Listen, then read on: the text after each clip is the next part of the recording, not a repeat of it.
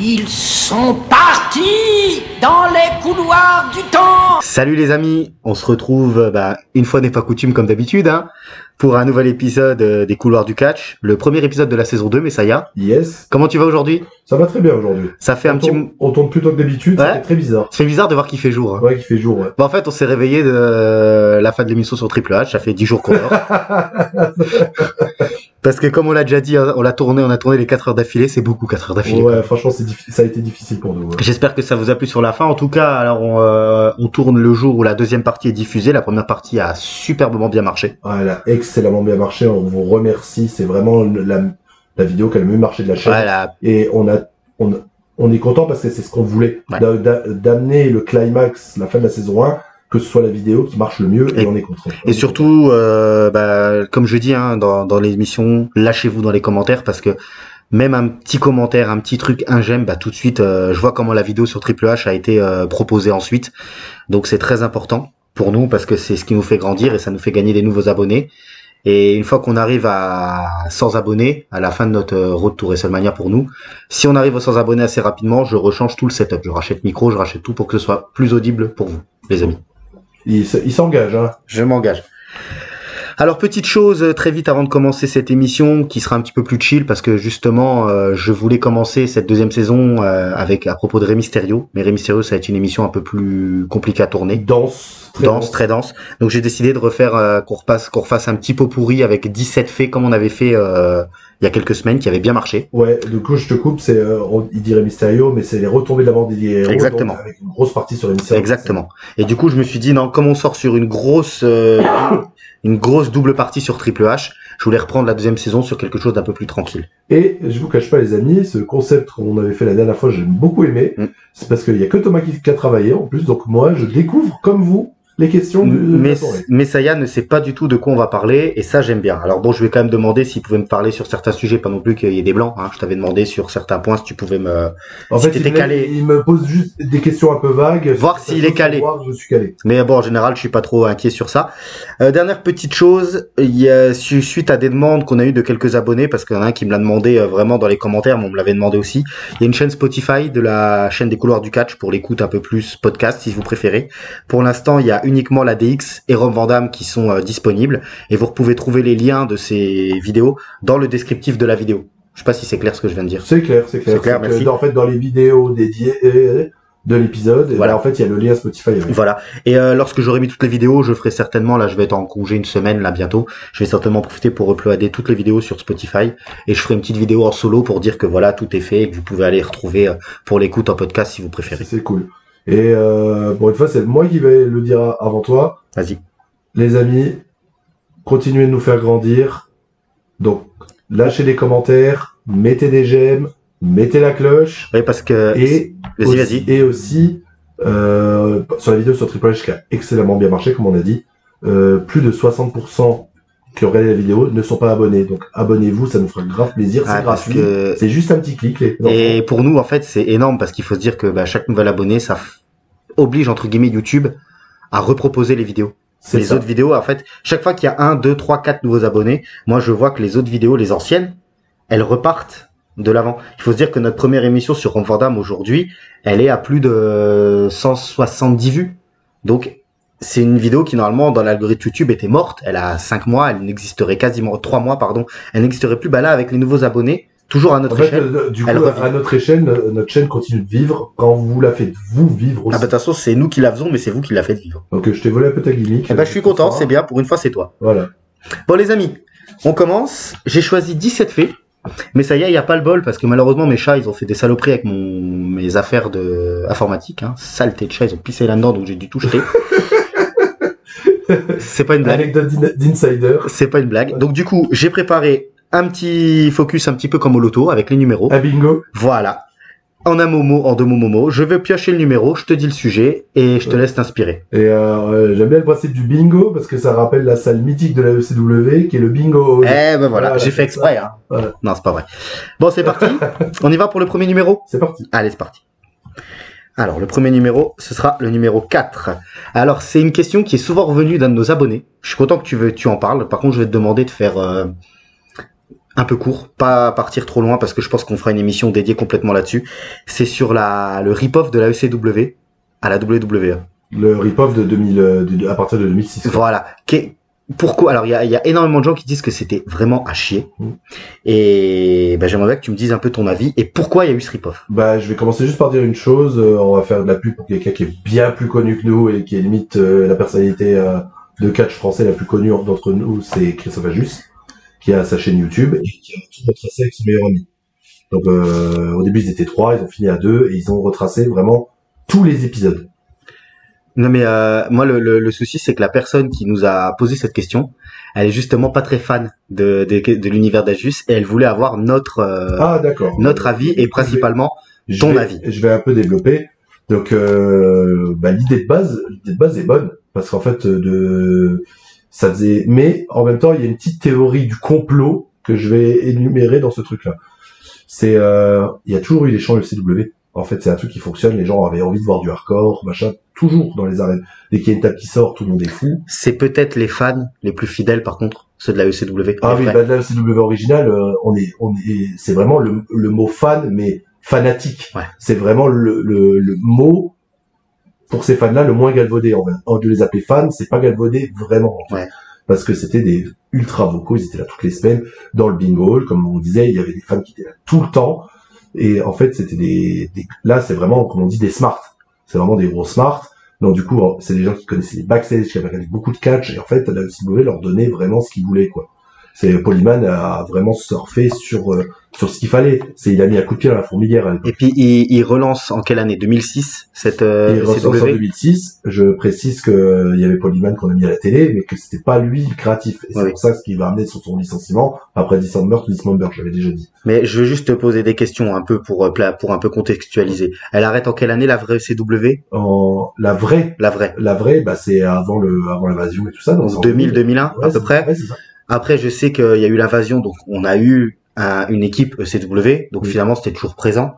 Puis beaucoup de catcheurs de la ECW sont arrivés au fur et à mesure des années. Des Dreamer, des Raven, des machins, ils ont Van Damme.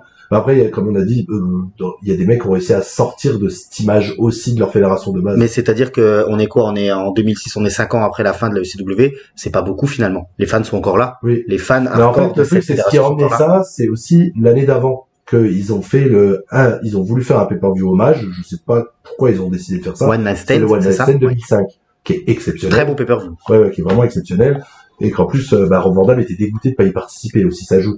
Donc en fait, quand on lui a dit, on va refaire un One Night Stand, il a dit, moi, je veux en faire partie forcément, parce que j'ai pas fait le premier. Et on a dit, si ça fonctionne bien, si vraiment il y a de l'engouement quand on va faire l'annonce, on fera un show à part une troisième brand appelée ECW. Et je sais que Rob Van Dam, alors que c'est un performeur, il est pas backstage, il a beaucoup participé à ce truc-là. Donc quand ils font le deuxième pay-per-view One Night Stand, jamais à dire, 2006, ils étaient déjà au courant qu'il y allait avoir une suite derrière. C'est ça, parce qu'en fait, dans les annonces d'avant qu'ils ont dit qu'ils allaient recommencer, le public était chaud, vraiment chaud. Sauf qu'en fait, encore une fois, il y a du McMahon dans le texte. Je vais parler de la théorie du complot tout de suite, comme ça. Vas-y. C'est qu'il y a beaucoup de gens qui ont dit, il a accepté de leur faire revivre la CW pour faire arrêter les chants ECW dans les arènes. Pour la tuer. En fait, que, insidieusement, je vais faire un troisième brand, mais je vais transformer totalement l'image de la CW en WWE. Et comme ce sera pas ce que les fans veulent, ils arrêteront de chanter ce truc-là parce que ce sera affilié WWE et ce sera plus affilié comme à l'époque. Et donc, du coup, les chants s'arrêtent.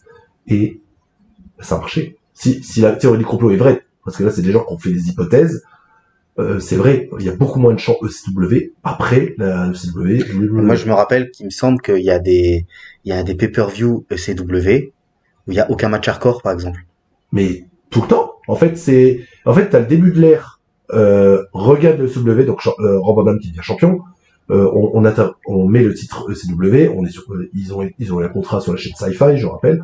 Et en fait, pratiquement dans tous les shows, t'avais un peu de match hardcore. Il y avait encore l'identité ECW. T'avais encore les ECW originales qui étaient là. Les Sabu, les Balls Mahoney, les Tommy Dreamer, tout ça. Et si tu me permets même un petit truc, je sais qu'il y avait eu des vampires ou un truc comme ça parce que justement ils étaient sur Sci-Fi. Oui, c'est ça. Tu parles de Kevin Thorne. Qui était sur une chaîne, un peu. Il y avait même un zombie qui avait commencé. Et c'est parce que c'était une chaîne justement de science-fiction et de trucs un peu comme ça. C'est ça. Alors déjà, ça, les gens ont complètement chié dessus parce que c'est pas ce qu'ils voulaient voir. Et au début, il y avait de l'hardcore et tout ça. Et en fait, c'est au départ de Polyman qui essayait, même s'il n'était pas booker et tout ça, de dire non mais les gars, c'est quand même une image de mon truc. Il forçait, et on l'a dégagé. Après Dismember to Dismember, qui est un pay-per-view, je pense que dans l'histoire du catch, c'est une honte. Il y a très peu de fois où ça a été, à part peut-être WCW 2000 qui faisait ça. Je crois que c'est l'un des pay-per-view les moins bien vendus de l'histoire. Déjà d'une, et que il y a que 2 matchs annoncés dans le show. Un Elimination Chamber. Et le match par équipe entre M&M et Jeff Hardy contre Matt Hardy. Ou c'est le seul match potable du show, je crois. Oui. L'Elimination Chamber est pas mal, tu m'avais dit une fois. Ouais, il est pas si mauvais que ça, mais c'est l'édition de booking le problème. Ouais.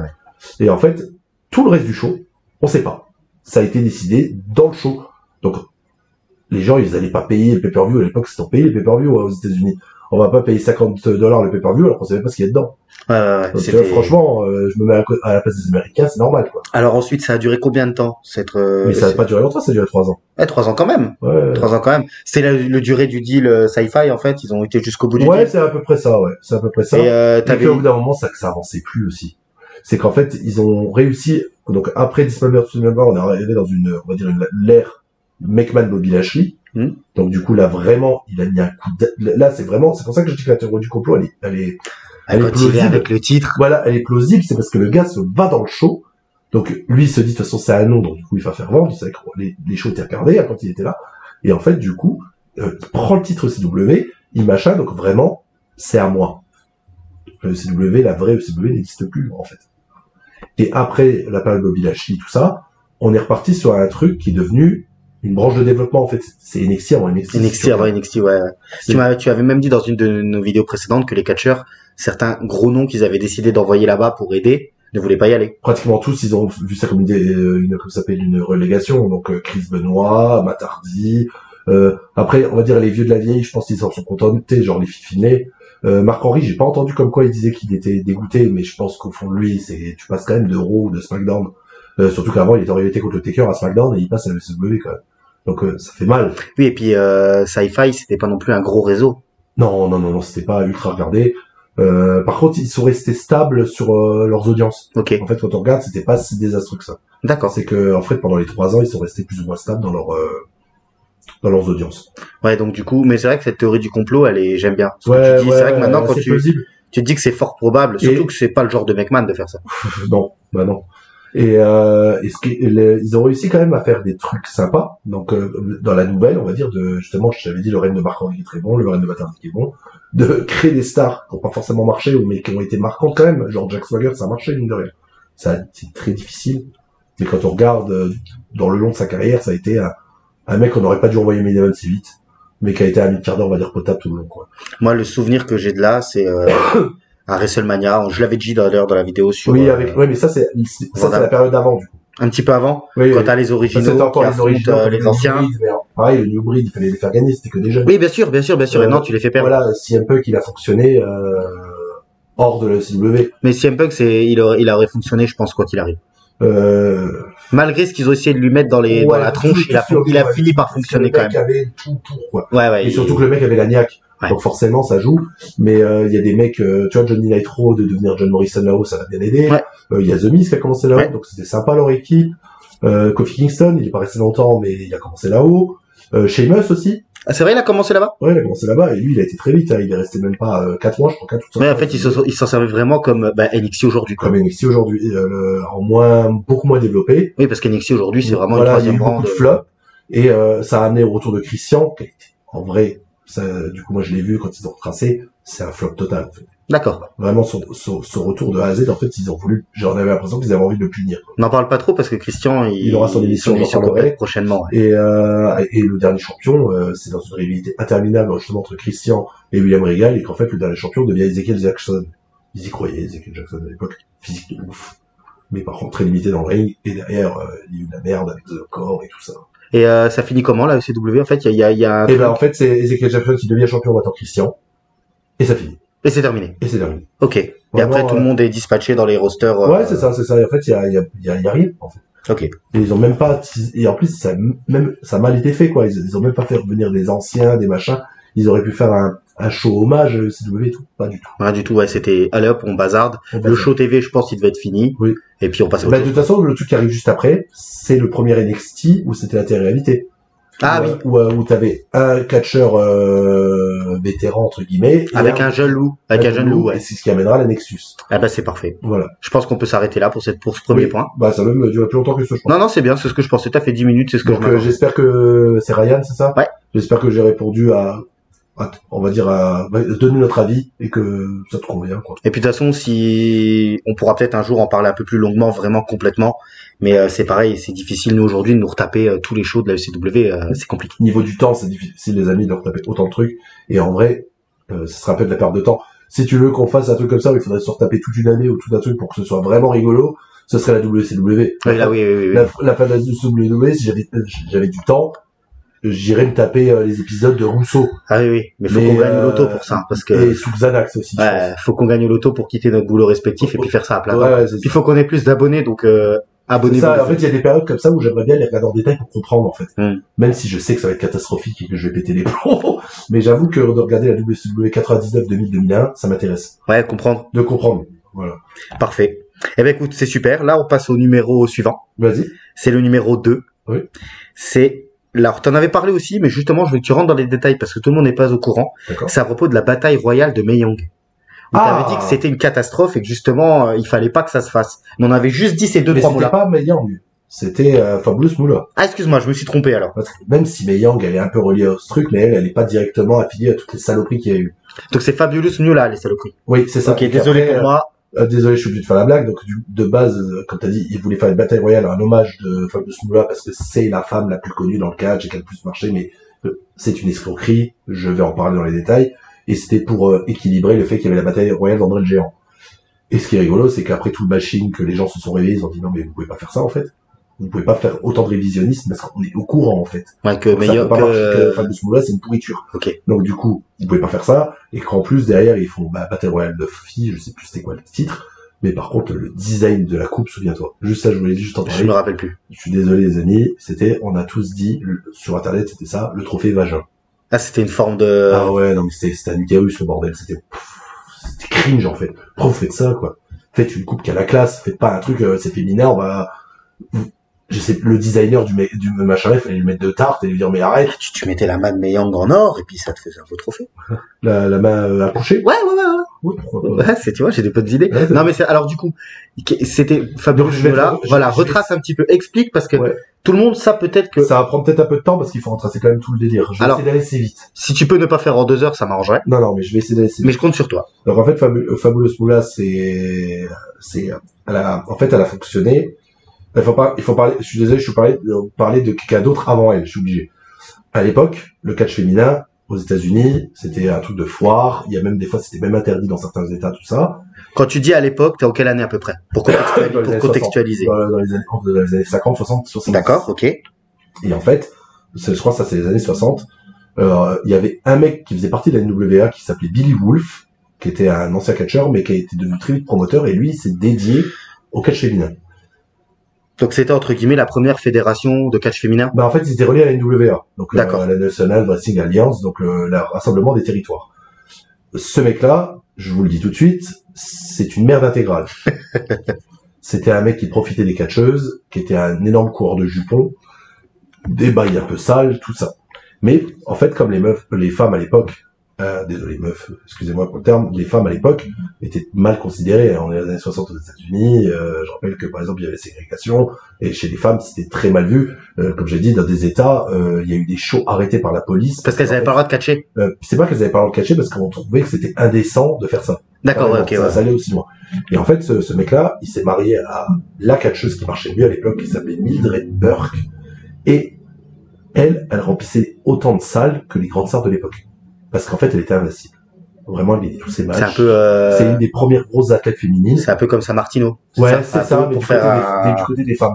Et vraiment, elle fonctionnait, quoi. Alors que dans cette époque, vraiment, autant au Japon, il y aurait une grosse période où les femmes marcheront mieux que les hommes, dans les années 90, vraiment avec le Jushiku Horesu. Aux États-Unis, il y a eu vraiment cette petite période Melly Draper où vraiment, pour vous comparer, c'était Brock Lesnar féminin, quoi. Ouais, on se rend pas compte à quel point c'était vraiment. À l'époque, il y avait, comme il y a le Keftab était puissant, il y avait énormément de screwjob. Donc du coup, il fallait être legit. Et en fait, elle était legit, elle se laissait pas faire, quoi. Comme l'une des plus grosses stars techniques reconnues dans le monde du catch et une des plus grandes légendes de tous les temps, qui est Lou Thesz. Le gars était un excellent lutteur, qui fait qu'en fait, on pouvait pas le baiser. Donc même quand elle, c'est pareil. Elle, c'était pareil. Sauf qu'en fait, elle était mariée à ce Billy Wolf, donc forcément, il la mettait en avant. Et en fait, elle avait ras le cul que le gars, il l'a trompé tout le temps. Machin. Donc elle a décidé en fait de divorcer, ce qui était en plus mal vu à l'époque, et d'essayer de lancer de son côté une fédération de ce côté, tout ça. Sauf que lui, comme il avait la mainmise sur toute la NWA, il avait toutes les relations, il était un peu même dans la mafia, tout ça, il a décidé de la baiser. Et en trouvant, en lui faisant là des premiers screwjobs reconnus aux États-Unis. Alors, ils ont perdu son titre alors. Ils ont perdu son titre. Et en fait, c'est pas contre Fabulous Mondage, non, pas du tout. C'est contre une autre catcheuse et en fait, ça a cassé totalement le catch féminin. Okay. Parce qu'en fait, comme Mildred qui était plus là, les gens se sont complètement désintéressés. C'est un peu, on retrouve beaucoup de ce qui s'est passé, par exemple, avec Steve Austin. Steve Austin quand on a perdu. Ça va recommencer. Le même délire fait par Fabulous Moolah. J'y viens. Justement, c'est ça, c'est qu'en fait, l'histoire se répète. Et en fait, Fabulous Moolah faisait partie de toute cette mafia. Pas dans cette mafia, elle faisait partie des catcheuses liées à Billy Wolf et tout ça. Sauf que lui, il lui disait, t'es trop petite, t'es pas belle, tu devrais mieux être secrétaire. Ouais, carrément. Donc, du coup, il la mettait plus bas que terre, et en fait, elle était bourrée d'ambition. C'est pour ça que son nom Moula, elle voulait de l'argent, elle voulait marcher. Et en fait, il y a une de ses phrases mythiques, elle a dit, j'espère qu'un jour tu crèveras la gueule ouverte dans une bouche d'égout et que les vers dévoreront ton corps. Elle lui avait dit ça, et en fait, elle aussi, elle s'est barrée de lui. Et ils ont réussi à dégager ce mec-là de la NWA, parce qu'en fait, toutes ces phrases que sont ressorties, que le gars se mettait de l'argent dans les poches et tout ça, donc le mec a été éliminé. Et en fait, c'est elle qui a pris le truc. Elle a réussi par plusieurs truchements à devenir la reine du catch. La chef, ouais. La chef. Donc du coup, elle a créé son école, tout ça. Et sauf qu'en fait, c'est d'autres l'ont dit avant nous. Triple H, Jeff Jarrett, Hulk Hogan, John Cena, Steve Austin, tous les grandes stars là, qui aimaient pas jobber, qui voulaient garder leur spot et qui voulaient machin, Dusty Rhodes, j'oublie aussi, leur mère à tous, c'est Fabulous Moolah. Ouais, donc à côté, c'est des gamins à côté d'elle. C'est des gamins à côté. Parce qu'elle, c'est, je book tout le monde, je paye toutes les meufs, je suis la championne, et c'est moi qui décide tout. Ouais, ok. Donc du coup, et je ne perds jamais. Ouais. Et je ne perds jamais. Mais elle a pas même le titre pendant... Ah bah elle a le titre aussi longtemps qu'à Bruno Sammartino, je crois. Ouais, puis même je crois qu'une fois même elle catch pas pendant 10 ans, je crois, parce qu'elle est enceinte ou parce qu'il y a un truc... Mais elle reste championne. Elle reste championne avec le titre. Et le titre sera pas défendu. Exactement. Ça me parle, ça. Cette anecdote est vraie, ce que tu viens de dire. Et en fait, ça c'est sorti bien après. Il y a l'épisode Dark Side of the Ring dessus. Donc c'est pour ça que j'ai appris beaucoup dessus. C'est qu'en fait, cette pourriture-là, on va d'abord parler du côté business, ensuite on va parler du côté très sale. Du côté business, comme c'est elle qui paye toutes les choses, qu'elle les entraînait et tout ça. Elle les sous-payait. Elle les sous-payait, et en fait, elle prenait beaucoup de bénéfices sur elle. Elle donnait jamais les chiffres. Donc ça veut dire que les femmes ne savaient pas, ce qu'elles avaient rapporté. Ouais, combien ça a rapporté, en fait. Parce qu'elle qui décidait tout. Et puis, il devait certainement avoir des magouilles du style, alors ton cachet, c'est $1000. Ouais. J'arrondis, hein. Ouais. Mais alors, il y a $200 que je te retire parce que je t'ai entraîné. Et parce que t'habites chez moi. Il y a $200 parce que je t'héberge. Parce qu'elles étaient hébergées. Voilà, il y a $200 parce que, tu t'es douché. Puis à la fin, la nana, elle a que 200 €, quoi. La femme, pardon, excusez-moi. Ouais, mais à la fin, c'est exactement ça. C'est un peu Lavernia avec Francis dans Malcolm pour ceux qu'on la réfère. Ouais, voilà, donc c'est horrible. Elle était mariée aussi à un catcheur qui est autant pourri qu'elle, parce que c'est sorti bien après. Il y a plein d'histoires, il y a beaucoup d'anciennes catcheuses qui ont témoigné, il y en a d'autres qui ont dit que ça n'aurait pas arrivé, en fait, qui n'ont pas pu juger parce qu'ils n'ont pas vu, et qu'elle disait que le plus gros problème, c'était le côté financier, et le côté que c'était un peu une marâtre, qu'elle était très désagréable, et que, en plus, in-ring, Fabulous Moolah, elle est nulle. C'est pas une bonne catcheuse, elle est nulle à chier. C'est je tire les cheveux, je griffe, c'est même Hulk Hogan, il a un work rate x3 L. Si on parle de catch pur, hein, tu parles technique. Elle est nulle à chier. Et en fait, il y a plein d'affaires où pour essayer de faire grossir son business aux côtés du business féminin, c'est en fait la prostituer ses catcheuses. Mais ça c'est vrai. Il y a eu des preuves. On a eu des pas des preuves directes, mais énormément de témoignages horribles de catcheuses encore en vie aujourd'hui qui en parlent. Hein. Oui, mais puis comme il y a le droit de prescription, certainement. De toute façon, elle est morte. Elle est morte. Ouais, donc en fait, elle vendait ses catcheurs à d'autres promoteurs pour pouvoir c'est catcheuse. Elle vendait ses catcheuses à d'autres promoteurs pour qu'elles puissent avoir des places dans les shows et dans les salles, où des promoteurs allaient toquer à la porte des catcheuses à 4 heures du matin pour faire des saloperies. L'une des histoires la plus dégueulasse, ça doit être, je sais plus son nom, c'est Sugar Brown ou je sais plus trop quoi, une catcheuse afro-américaine. Donc déjà à l'époque c'était compliqué. Et en fait, donc du coup elle marchait dans les salles parce qu'en fait les gens c'était rare de voir une femme de couleur noire, ouais. Voilà, afro-américaine marcher, star et tout ça. Donc du coup elle fonctionnait et elle vraiment, elle a subi les pires trucs quoi, des accouchements forcés parce que en fait à chaque fois qu'elle rentrait d'Achoua elle tombait enceinte. Elle est morte du cancer du sein, elle est morte, son frère a essayé de la sauver de la drogue et tout ça, et en fait elle était complètement dominée par Moolah, quoi. Donc, c'est horrible. Donc du coup quand la WWE dans les années post Women's Revolution, on va rendre hommage à cette femme-là. La WWE pensait qu'en fait les fans n'étaient pas au courant. Ouais, pensais que pas à ce point-là, quoi. C'est une idée de McMahon. Hein. Oui, bah ça je pense qu'il y a des gens dans les officiels qui ont dû lui dire non, c'était pas une bonne idée. J'espère qu'il y a des gens qui arrivent à lui dire. Mais ça a quand même pas marché, il l'a quand même mis jusqu'à ce qu'il y ait eu le bashing. Et c'est le public qui a fait en sorte que... Et c'est la dernière anecdote que je donnerai là-dessus, c'est que dans les années 90, dans les années 80, pardon, donc à l'époque de la Hogan Era, il y a une catcheuse qui a ultra fonctionné. Par contre, c'est une honte d'avoir oublié le nom. Je suis vraiment désolé. Je peux pas t'aider. Voilà, il fallait que j'aille rechercher. Là, c'est pas grave. Voilà. Donc c'était la catcheuse qui a participé même à la série sur MTV avec Lou Albano. Et oui. La Rock and Sock, je vois de quoi tu parles, mais j'ai pas le nom. La Rock Wrestling Connection, je suis désolé, c'est une honte d'avoir oublié le nom. Et en fait, elle venait avec des stars dans le ring et tout ça, et elle vraiment, elle voulait en faire une égérie, la nouvelle Hogan. Sauf qu'en fait, elle a demandé plus d'argent. Et le McMahon, il s'est dit non, toi, tu vas pas me la faire. Et en fait, il était pas son premier coup de job quand on parle du Montréal. Et il a ramené Fabulous Moolah pour la battre. Et qu'il l'a mis déguisé avec un masque. Et donc, du coup, la catcheuse en face d'elle, elle s'est dit, non, mais je sais que c'est une arnaque. Sauf qu'en fait, l'autre, elle lui fait un small package, qu'elle se dégage à 1,5, mais l'arbitre a compté 3, quoi. Et en fait, ça détruit le catch féminin, parce que d'avoir remis Fabulous Moolah à l'époque, les gens n'avaient pas envie de voir ça. Et qu'en fait, derrière, il a dit, bon, le catch féminin, j'en ai plus rien à foutre. Il a retenté plus tard avec Alundra Blaze, et ça, quand même, il a même pas essayé, en fait. Il a une idée pendant 2 semaines, il voit que ça marche pas comme il veut, il a coupé l'idée. Par contre, il faut que j'aille rechercher le nom, je suis désolé, parce que c'est vraiment une honte, quoi. Vas-y, bah moi, pendant qu'il cherche le nom, je vais vous dire d'aller vous abonner, ouais, hein, les amis, de surtout nous donner de la force avec les commentaires. Tu sais que Messiah, on est en podcast, à un moment, faut avoir de blanc. Ouais, non, mais il y aura pas de blanc, parce que juste à regarder le show, et un show où elle est dedans, et j'aurai le nom. Là, on peut pas dire que t'es pas perfectionniste, Ah ouais, je suis vraiment désolé, parce que je me sais honteux d'avoir oublié ce nom-là, tellement c'est important, en fait. Tellement c'est important dans l'histoire du catch. Wendy Richter. Ah, Wendy Richter. Oui. Alors là, maintenant que tu parles, ça me parle. Qui venait avec Cyndi Lauper. Avec Cyndi Lauper, oui. Et Lou Albano. Lou Albano. Parfait. Alors, du coup, je te propose qu'on passe au numéro suivant. Oui. Voilà, moi, maintenant, vous savez pourquoi la Fabulous Moolah Battle Royale, elle a pas eu lieu. Grâce à toute cette histoire. Tu as très bien résumé. Je te félicite.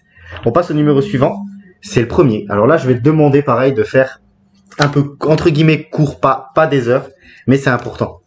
Il est obligé de préciser à chaque fois, je suis désolé, les amis. Parce que je le connais, l'animal. Et quand je vais lui dire l'annoncer, il va sourire et il va me dire, putain, ça va être dur. Est-ce que le procès des stéroïdes des années 90, c'est pas la meilleure chose qui soit arrivée à la WWE? En termes de roster. Ah, c'est dur. T'as pas dit putain. Parce que moi, je considère que si aujourd'hui, Sami Zayn, Seth Rollins, Rey Mysterio par exemple, tous ces catcheurs entre guillemets de gabarit modeste, parce que c'est déjà des beaux gabarits mais modestes, sont des stars, c'est grâce à ce procès-là qui a eu lieu il y a 35 ou 40 ans. Parce que j'aime bien que ton postulat fait que ça enlève un peu de crédit, et je pense que c'est vrai, à des Bret Hart, à des Shawn Michaels, parce que on dit toujours que c'est grâce à eux qu'il y a eu ces mecs-là. Mais il fallait qu'il y ait une décision pour que ces mecs-là soient en avant. Ces mecs-là ont été mis en avant à cause du procès. À cause du procès. Et finalement, c'est bien de dire ça, en fait. Ce qui se passe aujourd'hui, alors Vince McMahon, il a toujours aimé les gros Golgoth, ça je le sais. Oui, ça, il l'a toujours dit, c'est pour ça il en a toujours vendu, même après son procès des stéroïdes. Mais c'est vrai que le procès aujourd'hui, il est encore présent dans le roster actuel. Grâce à ce procès, C'est pas revenu à l'ancien temps quand même. On est Oui. resté encore dans cette ère. En fait, ce procès a permis, au niveau de la santé, à faire que, il y a des mecs qui mouraient on va dire moins jeunes, moins d'abus, tout ça. Parce que on en parlait en off, que le catch, c'est un métier où le physique est très important. On peut pas le nier. Donc maintenant, ce qui est bien, c'est qu'il y a un peu plus de gens normaux qui arrivent à fonctionner. Bon, il faut avoir un packaging, hein. Oui, quand on dit normaux, Ça peut pas être le monsieur tout le monde ne marche pas. quand on dit Dans le catch, c'est normaux, compliqué. c'est-à-dire que quand tu regardes les catcheurs de l'époque, si je prends par exemple le Warlord et je mets Seth Rollins à côté, Ouais. voilà, Seth Rollins c'est une star. Le Warlord n'en était certainement pas une, je pense. Mais Non. l'autre, c'est des ballons. C'est ça. Scott Steiner était petit à cette époque-là pour les rosters De toute américains. façon, de toute Non, mais- façon, le visage le plus important de ça, c'est Ultimate Warrior. Ouais, voilà, par exemple. Là, c'est le meilleur exemple, je pense. Mhm. Au niveau du physique, c'est vraiment Ultimate Warrior. Quoique, regardez Hogan dans les années 80 et C'est regardez Hogan dans les années 90, vous allez tout de suite voir la qui est différence. aussi l'Ultimate Kid, non, le British, Bulldog pas le British Bulldog, l'autre, celui qui était Le avec lui. Dynamite Kid. Le Dynamite Kid, qui était aussi énorme. Bah oui. C'était Goldberg Alors- un Goldberg d'1m50. Exactement. Comme le mec était trop petit, en fait, en fait, c'est Chris Benoit avant l'heure, Dynamite Kid, si tu veux. Mais en fait, le mec, comme il avait pas la taille, mais que c'était un catcheur exceptionnel, mais comme à l'époque, il fallait avoir une taille, en fait, il a compensé ça par un physique de démentiel. Et je sais que, je me dis, c'est vrai qu'on dit souvent que grâce à ce procès-là, il y a eu Bret Hart et Shawn Michaels. Enfin, Bret Hart, Shawn C'est ce Michaels. qui, en fait, c'est ce qui post-procès des stéroïdes, ça a emmené la nouvelle génération. C'est Voilà. comme ça qu'on l'appelle. la première nouvelle génération où il a viré tous ces Non, monstres. mais c'est reconnu que cette ère s'appelle la New Generation. Ok. Donc voilà. C'est comme tu dis, c'est la Bret Hart champion du monde, qui amène le push de Shawn Michaels, qui amène la clique, La clique, ouais. tout ce qui est dans la clique, même s'ils avaient des beaux physiques, hein, quand même. Oui, mais par rapport à ces monstres qu'il y avait C'est surtout qu'en fait, les mecs, que ce soit Scott Hall ou Kevin Nash, ils avaient des beaux physiques, mais des physiques réalistes. et Kevin Nash, il était immense. Et Il c'est était parce qu'il grand. Mais musculairement, on est d'accord, c'est des beaux bébés. Mais je veux dire, c'est pas, C'est pas des beau- stéroïdés. Voilà. Si tu leur piques le bras, ils se dégonflent pas pendant, C'est ça. Et est-ce que tu veux que je te raconte comment le procès s'est passé, comment il l'a gagné, ou pas du tout? Alors, explique un petit peu. Ce que je te propose, c'est en 5 ou 6 minutes, si tu y arrives. Oui, et du coup, pour me soulager on va dire le travail, je vous conseille quand même d'aller regarder le documentaire de Vince McMahon sur Netflix. Il est bien, le documentaire? Moi, je le trouve très très bien. Ouais. Ouais, franchement. Moi, j'avais peur que comme c'était Netflix et puis qu'ils allaient être un peu trop gentils avec Vince McMahon. Ils sont gentils dans les premières parties, mais ce qui est bien, c'est qu'ils finissent quand même sur le postulat dégueulasse. Il en prend un peu dans la tronche. Voilà, il fallait quand même. Et c'est bien. Et c'était très bien d'avoir fait. Mais du coup, ils sont assez réalistes parce qu'en fait, comme ils donnent la parole à beaucoup de gens et qui sont pas fans forcément de McMahon, ça permet d'avoir on va dire, une vraie idée de la chose. D'accord. Même si, comme j'ai dit, la première partie, c'est beaucoup de pignoles. Désolé du terme. Non, c'est bien. Mais voilà. C'est bien, c'est clair. Et en fait, le procès, c'est que de toute façon, tout ce qui est, on va dire, fédéral aux États-Unis, ils aiment bien casser qu'est-ce qui marche. Tout ce qui marche, Ils veulent les voir. fédéraux aiment bien voir pourquoi ça marche. Exactement. Et donc du coup, ils se rendent compte que ouais, peut-être au niveau physique, dans certains états, les mecs, ils ont quand même des physiques vraiment abusés. Peut-être qu'il y a des affaires de drogue, de stéroïdes, on va quand même vérifier. Et en fait, ce qui a amené les gars à vraiment rentrer dedans, il y a deux choses. Il y a un journaliste, que j'ai pas son nom, ils en parlent, il est interviewé en plus dans le documentaire sur McMahon, où lui, il avait une haine profonde par rapport à ça. Il avait une haine profonde de lui, Ok. parce que par rapport aux catcheurs qui mourraient jeunes, aux athlètes qui mourraient jeunes et tout ça, et en fait, lui, il a voulu pourrir ça et montrer que leur santé était en jeu. En fait. C'est marrant ce que tu dis, parce que, enfin, marrant. Non, c'est pas marrant ce que tu dis, mais c'est vrai que maintenant que tu le dis, j'ai le souvenir de quand j'étais gamin, qu'on s'intéressait un peu au catch de loin, c'était pas autant médiatisé qu'aujourd'hui, mais c'est vrai qu'on disait que ouais, les catcheurs à 40 ans, Ouais, ils avaient pas plus loin que 50 le cœur il lâchait et puis c'était fini. Ouais, c'est ça. Et donc du coup, ce mec-là, il avait déjà eu des faits d'armes en tant que journaliste d'avoir dénoncé des abus dans d'autres sports. Football américain peut-être. Ouais, des choses, je sais plus c'était quoi, ce baseball, des trucs comme ça. Et en fait, du coup, il s'est lancé en guérilla contre la WWE. Et même McMahon, il le dit lui-même dans son truc, il dit le mec me détestait quoi, il y avait un truc contre moi. C'est McMahon qui se victimise, mais en vrai, dans les faits, c'est le cas. Non, le gars avait vraiment une dent contre McMahon. Il avait vraiment le focus dessus parce que mais c'était louable, son message était louable pour dire.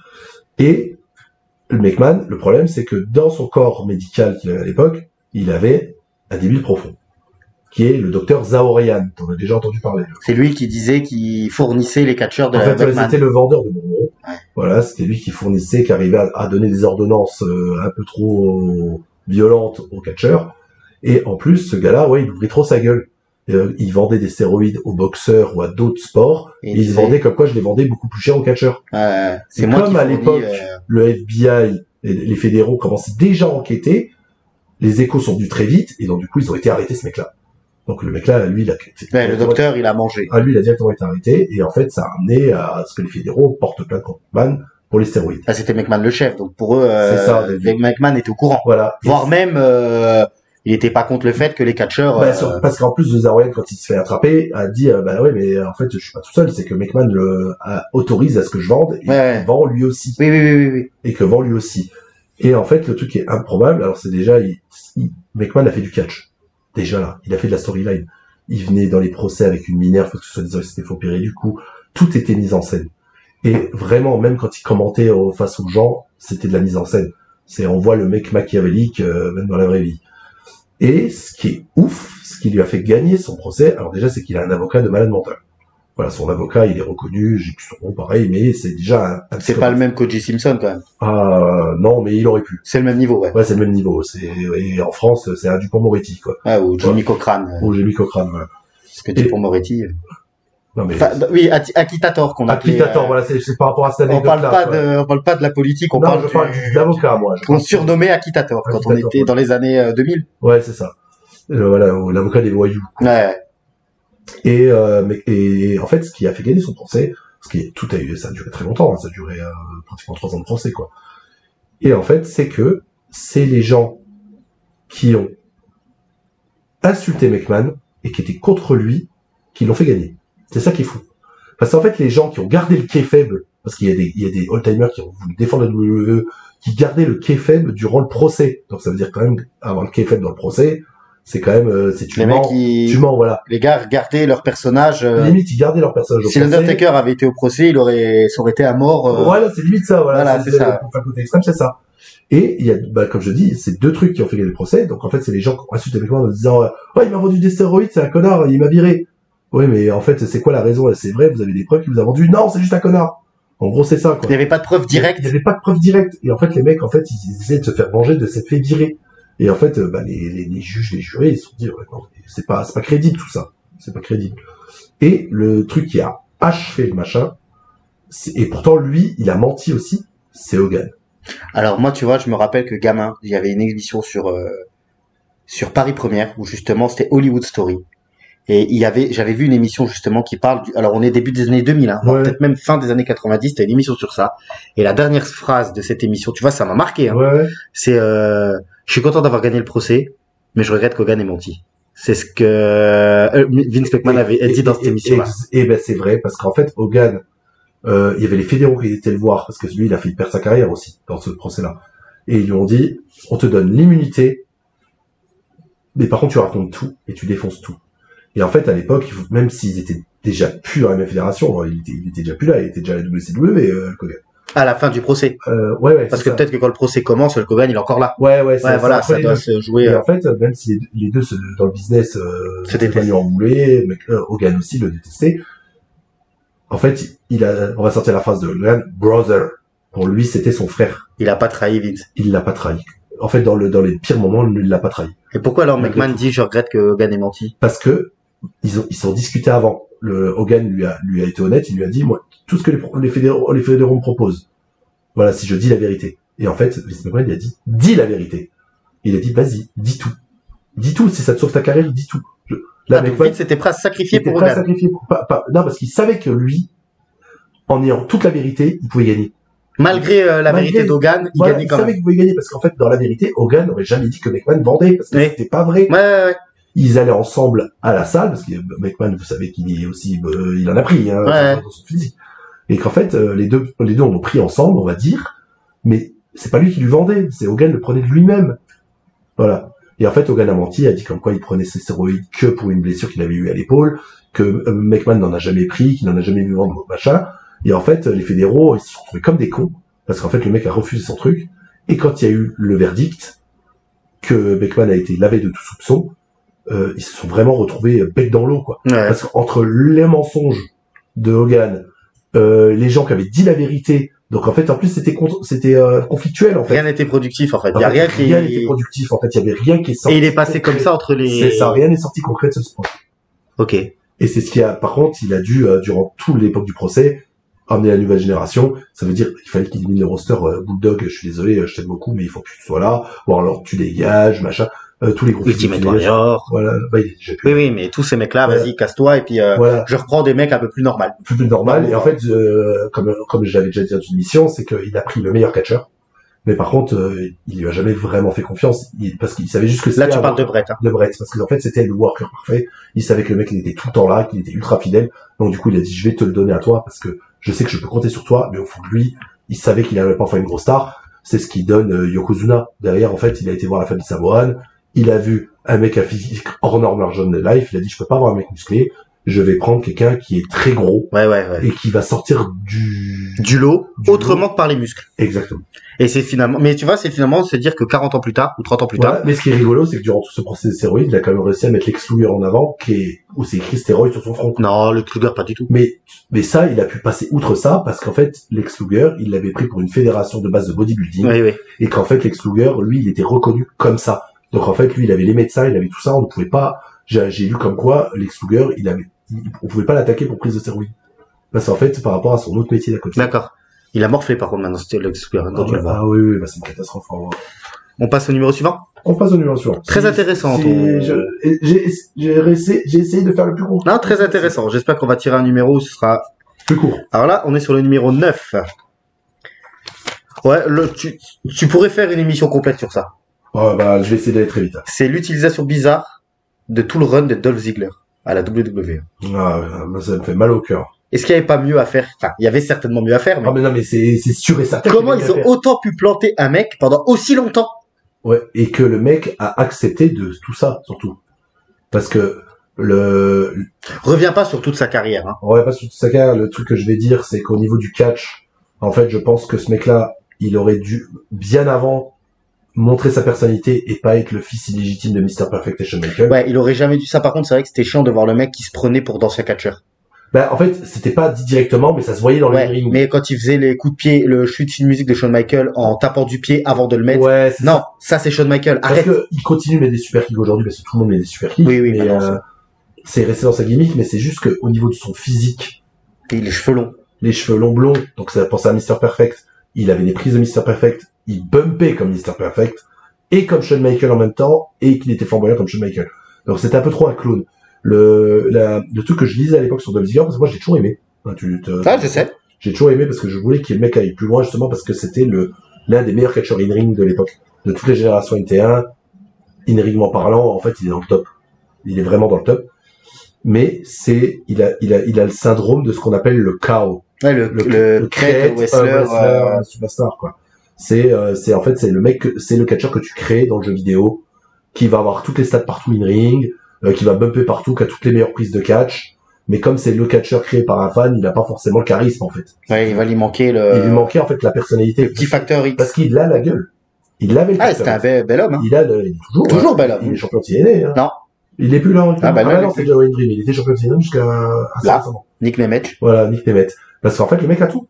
C'est juste qu'en fait, à la WWE, c'est son utilisation, la façon dont ils l'ont mis en avant, et qu'en fait, lui, il aurait dû se montrer plus. En fait, lui, c'était l'un des meilleurs soldats de WWE parce que il acceptait tout. Oui, c'est vrai. Mais tu vois, j'ai jamais entendu un truc comme quoi Dolph Ziggler, il se plaignait ou il a refusé de faire des jobs. Je pense que c'est le mec qui acceptait tous les jobs. C'était le jobber pendant très longtemps, il était le jobber de luxe quand même. Mais bien sûr, je suis complètement d'accord avec toi. Et jusqu'à la fin de son run, c'est lui qui accueille Nakamura, qui accueille tous les mecs qui venaient d'NXT. Donc vraiment, le gars, c'était le jobber de luxe parfait. Mais quoi. Ils auraient pu le monter plus haut. Ils auraient dû le monter plus haut avec l'arrivée de Sting. Ou quand ils gagnent pour moi, leur vrai gros raté à la WWE, c'est sur lui, c'est ça. Je pense que là, c'est vraiment l'épitome,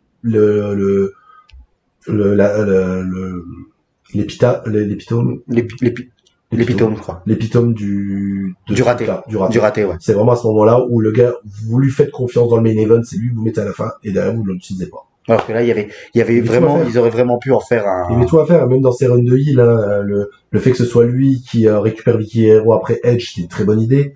Il y a eu plein de trucs comme ça, et en fait, en mid-card, mais moi, lui, je sais pas si c'est moi qui ai tort, mais lui, en fait, j'ai pas le souvenir d'avoir dit une fois en regardant du catch pendant les années 2010-2020, dans ces années-là, super, il y a Dolph Ziggler qui arrive, tu vois.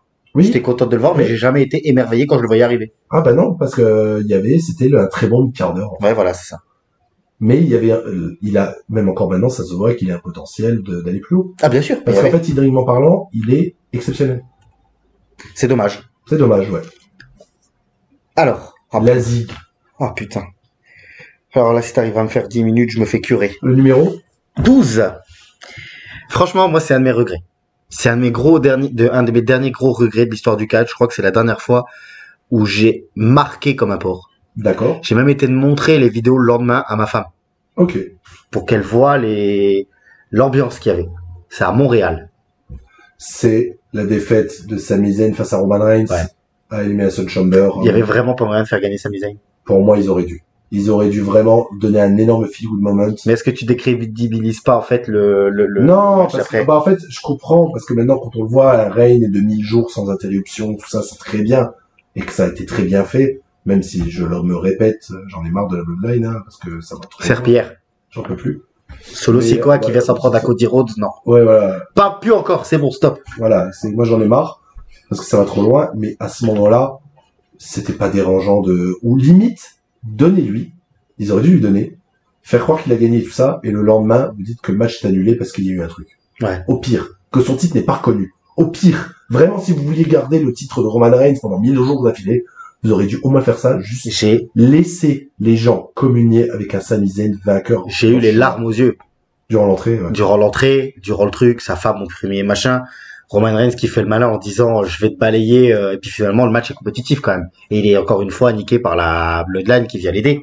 Mais qu'est-ce que c'était, et franchement, qu'est-ce que c'était bon. Parce que là, c'est encore une fois un exemple qui montre que depuis Rey Mysterio, c'est Sami Zayn le véritable underdog du business. Il y a eu Rey Mysterio, Daniel Bryan et Sami Zayn. Et Sami Zayn, c'était pour moi, c'est vraiment les trois où les gars, en fait, on est forcément derrière. Quoi. On est forcément derrière. Ça m'embête vraiment pour lui parce que mais je te jure, parce que il mériterait de toucher ce titre un jour quand même. Il faudrait qu'il le remercie. J'espère qu'un jour il le touchera, mais mais ce sera compliqué de lui faire gagner au même moment que là tout était écrit quoi. Il était chez lui, il était vraiment, c'était le moment quoi. C'était super. Bon, est-ce que je te propose qu'on passe au numéro suivant? On passe au numéro suivant. J'ai tiré le numéro 5. Moi, j'en ai ras-le-bol, c'est un truc qui me casse la tête. Ça, par contre, je te coupe, tu seras curé, parce que j'ai fait moins de 12 minutes. C'est vrai, et puis t'as parlé moins de temps que je pensais. Mais à mon avis, l'émission qu'on va faire sur Sami Zayn, parce qu'on en fera une, ça, tu rattraperas. Je risque peut-être d'apprendre beaucoup de choses sur l'avant Sami Zayn. Ouais, bien sûr, quand il était El Generico. Exactement. On passe au numéro 5. Oui. Numéro 5, c'est, alors là, je veux te poser la question. C'est à propos des Bella. Qu'on en ait fait des légendes de la WWE, ça me casse la tête parce que je trouve qu'elles méritent pas à ce point-là. Pourquoi est-ce qu'aujourd'hui elles sont considérées à la WWE comme comme quelques-unes des plus gros catcheuses de l'histoire, ouais, des légendes. Alors que bon, moi, j'ai toujours vu des catcheuses très lambda. Je vais expliquer plusieurs points. M'en voulez pas, parce que je vais quand même être assez méchant. On va dire que c'est mon point de vue. Le fait que déjà elles ont marché au début, c'est d'avoir déjà deux jumelles. À l'époque, elles se ressemblaient énormément. Forcément, c'est des jumelles, mais elles avaient le même physique. Elles étaient limite identiques. Ouais. Ce qui a pu être le cas après. On y reviendra. Elles sont rentrées comme manageuses de qui? Je sais plus. Franchement, je sais plus parce qu'elles ont été manageuses de tout et rien. Parce que moi, je me rappelle. Elles ont été de Primo Carlito. Elles ont été de Daniel Bryan. Elles ont été de 15 000 catcheurs. Moi, je me rappelle que Naomi, elle était venue en étant la danseuse de Funkasaurus. Voilà, c'est ça, j'ai le souvenir, mais les Bella, tu vois, je me rappelle plus. Elles ont commencé à le WWE. Ah, ok. Il me semble. Et en fait, il y avait le Twin Magic où elles se changeaient dans les trucs et tout ça. En fait, on va dire qu'encore une fois, deux filles extrêmement jolies, parce que beaucoup de catcheuses, surtout à l'époque, on les mettait en avant que par leur physique. Oui, le in-ring n'existait pas chez les femmes. Voilà, à l'époque, même durant le début de la génération 21, c'était catastrophique. Le meilleur exemple, c'est Kelly Kelly. Ouais. Et du coup, c'est Bella, on se dit, c'est quand même, d'avoir deux jumelles, c'est quand même un truc qui sort de l'ordinaire, c'est quand même, faut quand même l'avoir, le truc. Et donc, du coup, on va jouer là-dessus. Et, à l'époque, en plus, le in-ring, c'était pas les seuls, hein. Mais c'était éclaté. Donc, du coup, en fait, vraiment, c'était juste pour leur physique et le fait qu'on pouvait les faire switcher l'une et l'autre. Au bout d'un moment, dans leur vie réelle, tant mieux pour elles, chacune se sont mis avec des catcheurs. Donc Nikki Bella est restée pendant très longtemps en couple avec John Cena. Et Brie Bella est encore actuellement la femme de Bryan Danielson, de Daniel Bryan. Et même leur mère, elle était avec un catcheur, je crois. C'était avec Laurie leur mère, elle était avec Laurinaitis. Avec John Laurinaitis. Ouais, c'est ça. Donc du coup, elles ont réussi à faire un bon chemin dans leur vie privée qui leur ont aidé dans leur vie professionnelle. Moi, je juge pas, on a parlé de Triple H, donc on va pas juger sur ça. Non, ça c'est. Et puis encore, tu dis aujourd'hui, Brie Bella, si elle est toujours avec Brian. Elle vraiment, Brian, c'est que voilà, elle est contente comme ça. Hein. Oui, elle est contente comme ça. Donc du coup, Brie Bella, en plus à l'époque, elle s'est améliorée dans le ring parce que elle était avec Brian Danielson qui l'avait entraîné, il a entraîné un peu les deux. Donc du coup, elles se sont quand même un peu améliorées dans le ring. Brie, elle a eu une période où vraiment elle était correcte et ça a très vite, on voyait qu'elle est quand même limitée. Et Nikki, elle s'est dit, il faut qu'on se différencie parce qu'en plus elles ont fait des rivalités l'une et l'autre. Elle a décidé de tout miser sur son physique. Elle a tout refait. Oui, ouais, elle a tout refait. On rentre pas dans les détails, voilà, c'est bien. Voilà. Mais du coup, le packaging, quand on la voit, c'est canon quand même. Enfin, moi je vois moi j'ai du mal. Mais chacun oui, parce que je crois totalement compréhensible. Elle s'est trouvé son style là, avec le t-shirt un peu de jersey. Ouais, qu'elle ouvrait, pour montrer le décolleté, la danse où elle tourne pour montrer les fesses. Les Converse avec les chaussettes montantes, la casquette à l'envers. Elle a trouvé son style. Et en fait, le truc, c'est que comme elle était avec John Cena, qui était la plus grosse star de l'époque, eh ben, on l'a mis en avant. Mais trop mis en avant. Donc, du coup, c'est là où elle a commencé à prendre des titres de championne du monde. On voyait que elle. Même durant l'époque où la Women's Revolution commençait à arriver, c'était elle. Elle est encore là. C'était elle, le boss, entre guillemets. Surtout que la Women's Revolution, quand elle arrive, c'est un P dans l'eau. Oui, c'est un P dans l'eau à cause de l'utilisation. On n'y revient pas. Et en fait, cette meuf-là, elle s'était un peu améliorée dans le ring aussi. On va pas lui enlever. Mais, en fait, on va dire, ses relations et je suis désolé, mais son physique, qui a fait qu'elle a été mise si haut. Mais, encore une fois, elle est si haut dans un marasme. Cette fille-là, même malgré son physique et tout, actuellement, on la mettrait dans le roster. Elle serait, oui, elle se ferait, elle se ferait conchier dans tous les sens. Ouais, elle ressemblera à rien dans le roster actuel. Voilà, elle se fait conchier parce qu'on dirait qu'elle est nulle, qu'elle sait pas catcher, que c'est juste une bimbo. On dirait ça, en fait. Alors que maintenant, oui, parce que c'est vrai que maintenant, les filles catchent vraiment bien. Voilà, elles sont vraiment mis en avant pour du catch et pas que pour du physique. Même s'il y a encore du physique. Parce que dans le catch féminin, ce serait hypocrite de dire que il faut le physique n'est pas important. Que le physique n'est pas important. Malheureusement, c'est important. Voilà, parce que c'est vendeur. On peut pas l'enlever. En fait, quand elle est devenue une star du catch parce qu'elle était à un moment où c'était un gros poisson dans une petite mare. Exactement. Et qu'elle avait tous les à côté qui lui permettaient d'être à cette place-là. Ce qui fait même que le seul pay-per-view exclusivement féminin de la WWE Evolution, elle affronte Ronda Rousey, je rappelle. Ouais. Elle revient là, elle était déjà plus active. Ouais, elle est revenue, voilà. Et en plus, elle prend, je sais plus si elle prend le titre. Non, c'est Ronda qui est championne ou c'est elle qui est championne et qu'elle drop le titre à Ronda. Donc c'est vraiment, le truc, c'est qu'en fait, c'est encore une fois la bulle. Et beaucoup de gens disent cette phrase, ça vient pas de moi. La bulle et révisionniste WWE fait que, en fait, comme elle a marché durant cette époque-là, et ben pour eux, c'est une légende. Mais en fait, dans les faits, les gens, pas de zob. Merci. Ça me rassure quand même, parce que j'avais peur, moi, quand j'ai vu sur les réseaux sociaux. Tu me dis que Trish Stratus, c'est une légende par rapport à... Voilà, je comprends. Même si, pareil. Lita, pour moi, c'est une légende. Voilà, les deux sont des légendes, mais par contre, il faut quand même nuancer aussi, hein. On y reviendra peut-être un jour dans un autre fait. Je te parlerai de Trish Stratus et de Lita par rapport au in-ring et tout ce qu'elles ont apporté. Elles ont apporté beaucoup, mais ils en font trop. Oui. Et Nikki Bella, ils la mettent limite au même niveau que ces deux-là. Faut peut-être pas déconner. Non, il y a aucune les deux, elles sont intouchables. Voilà. Pour Nikki. Voilà, on va dire au niveau du pognon, au niveau du catch, au niveau machin, alors qu'elles sont là bien moins longtemps que elles. Je suis désolé, a posteriori, on regardera Becky Lynch et Charlotte Flair. Elles ont amené 100 fois plus de choses, que ce soit argent, mainstream et catch in ring, que Nikki Bella. Bien sûr. Voilà. Heureusement. Et moi, tu vois, je voulais te poser parce que quand j'ai vu les retours sur les réseaux sociaux, quand Nikki, elle est arrivée par rapport au Rumble, je m'arrachais les cheveux. C'est pour ça que je suis chauve aujourd'hui. Après aussi, le public mainstream, parce qu'en fait, elle a réussi à se faire une carrière. Ah oui, elle est connue aussi avec l'émission. Déjà, le fait qu'elle était en couple avec John Cena, elle a été connue dans le mainstream. Ensuite, elle a fait Danser avec les stars, mais ça a très très bien marché. Oui, puis maintenant elle est jurée dans les trucs American Got Talent ou un truc comme ça. De ça. Et que au moment où ils la font revenir dans le Rumble, malheureusement pour elle, il y a eu un drame dans sa vie. Et en fait, les gens étaient contents de la voir, de voir qu'elle allait bien. Ouais. Donc ça c'est cool. Donc du coup, elle méritait une petite pop par rapport à ça. Ça c'est bien, ouais. Mais on va dire catchement parlant, quelle connerie de la faire rentrer l'entrante en fait. Ouais, bien sûr. Quand on voit la pop, pourtant, moi, on va dire je l'aime bien, mais je connais ses limites.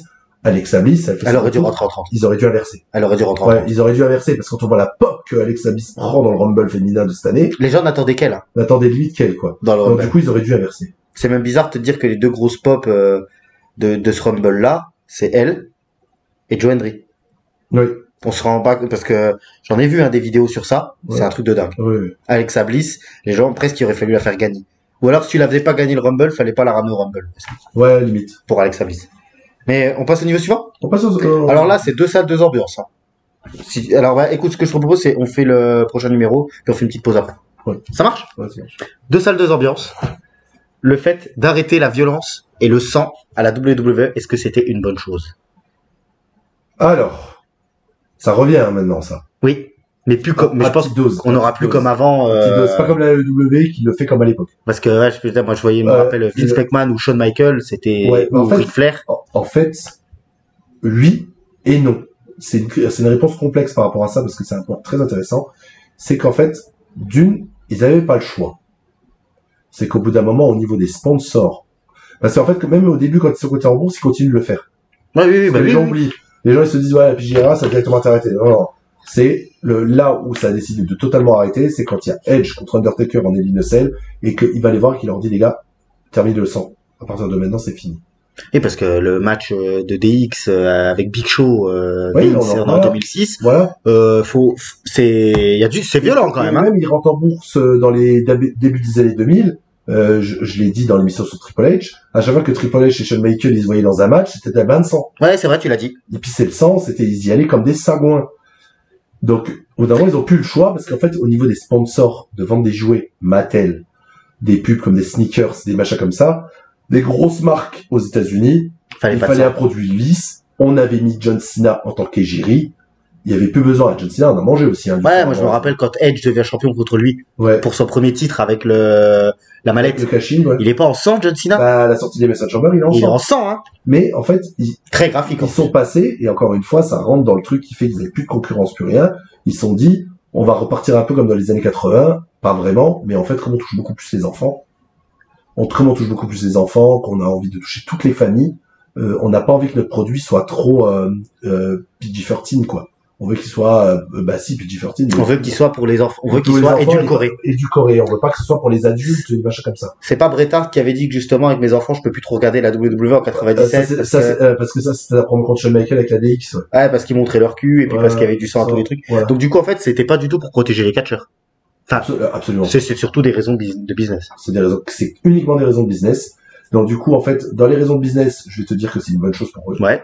C'est normal. Alors moi, les coups de chaise dans la tête, c'est bien par contre. Ah oui, ça oui. Non, là, je parle que du sang. Je parle que du sang, ouais. Moi, je parle que des blowjobs. Par contre, je vais te dire non, parce qu'en fait, certains niveaux de rivalité, elles auraient mérité un peu de sang. Je trouve qu'il y a besoin de couleur. Ouais, c'est vrai. Et c'est pour ça que je vous conseille d'aller voir ce match. C'est pas la WWE, mais du coup, c'est un très bon exemple de ce que je vais vous dire. Parce que c'est un catcheur qui est la plus grande star actuelle WWE, Cody Rhodes. À la EW, lors d'un des premiers pay-per-view, le premier pay-per-view de la EW, donc la fédération qu'il a aidé à créer. Il affronte son frère. Le match qu'on a toujours voulu voir. Donc il affronte Dustin Rhodes. Donc qui s'appelle pas Goldust, il s'appelle Dustin Rhodes là-haut, le natural. Et en fait ce match, par exemple Dave Meltzer a balancé toutes ses étoiles.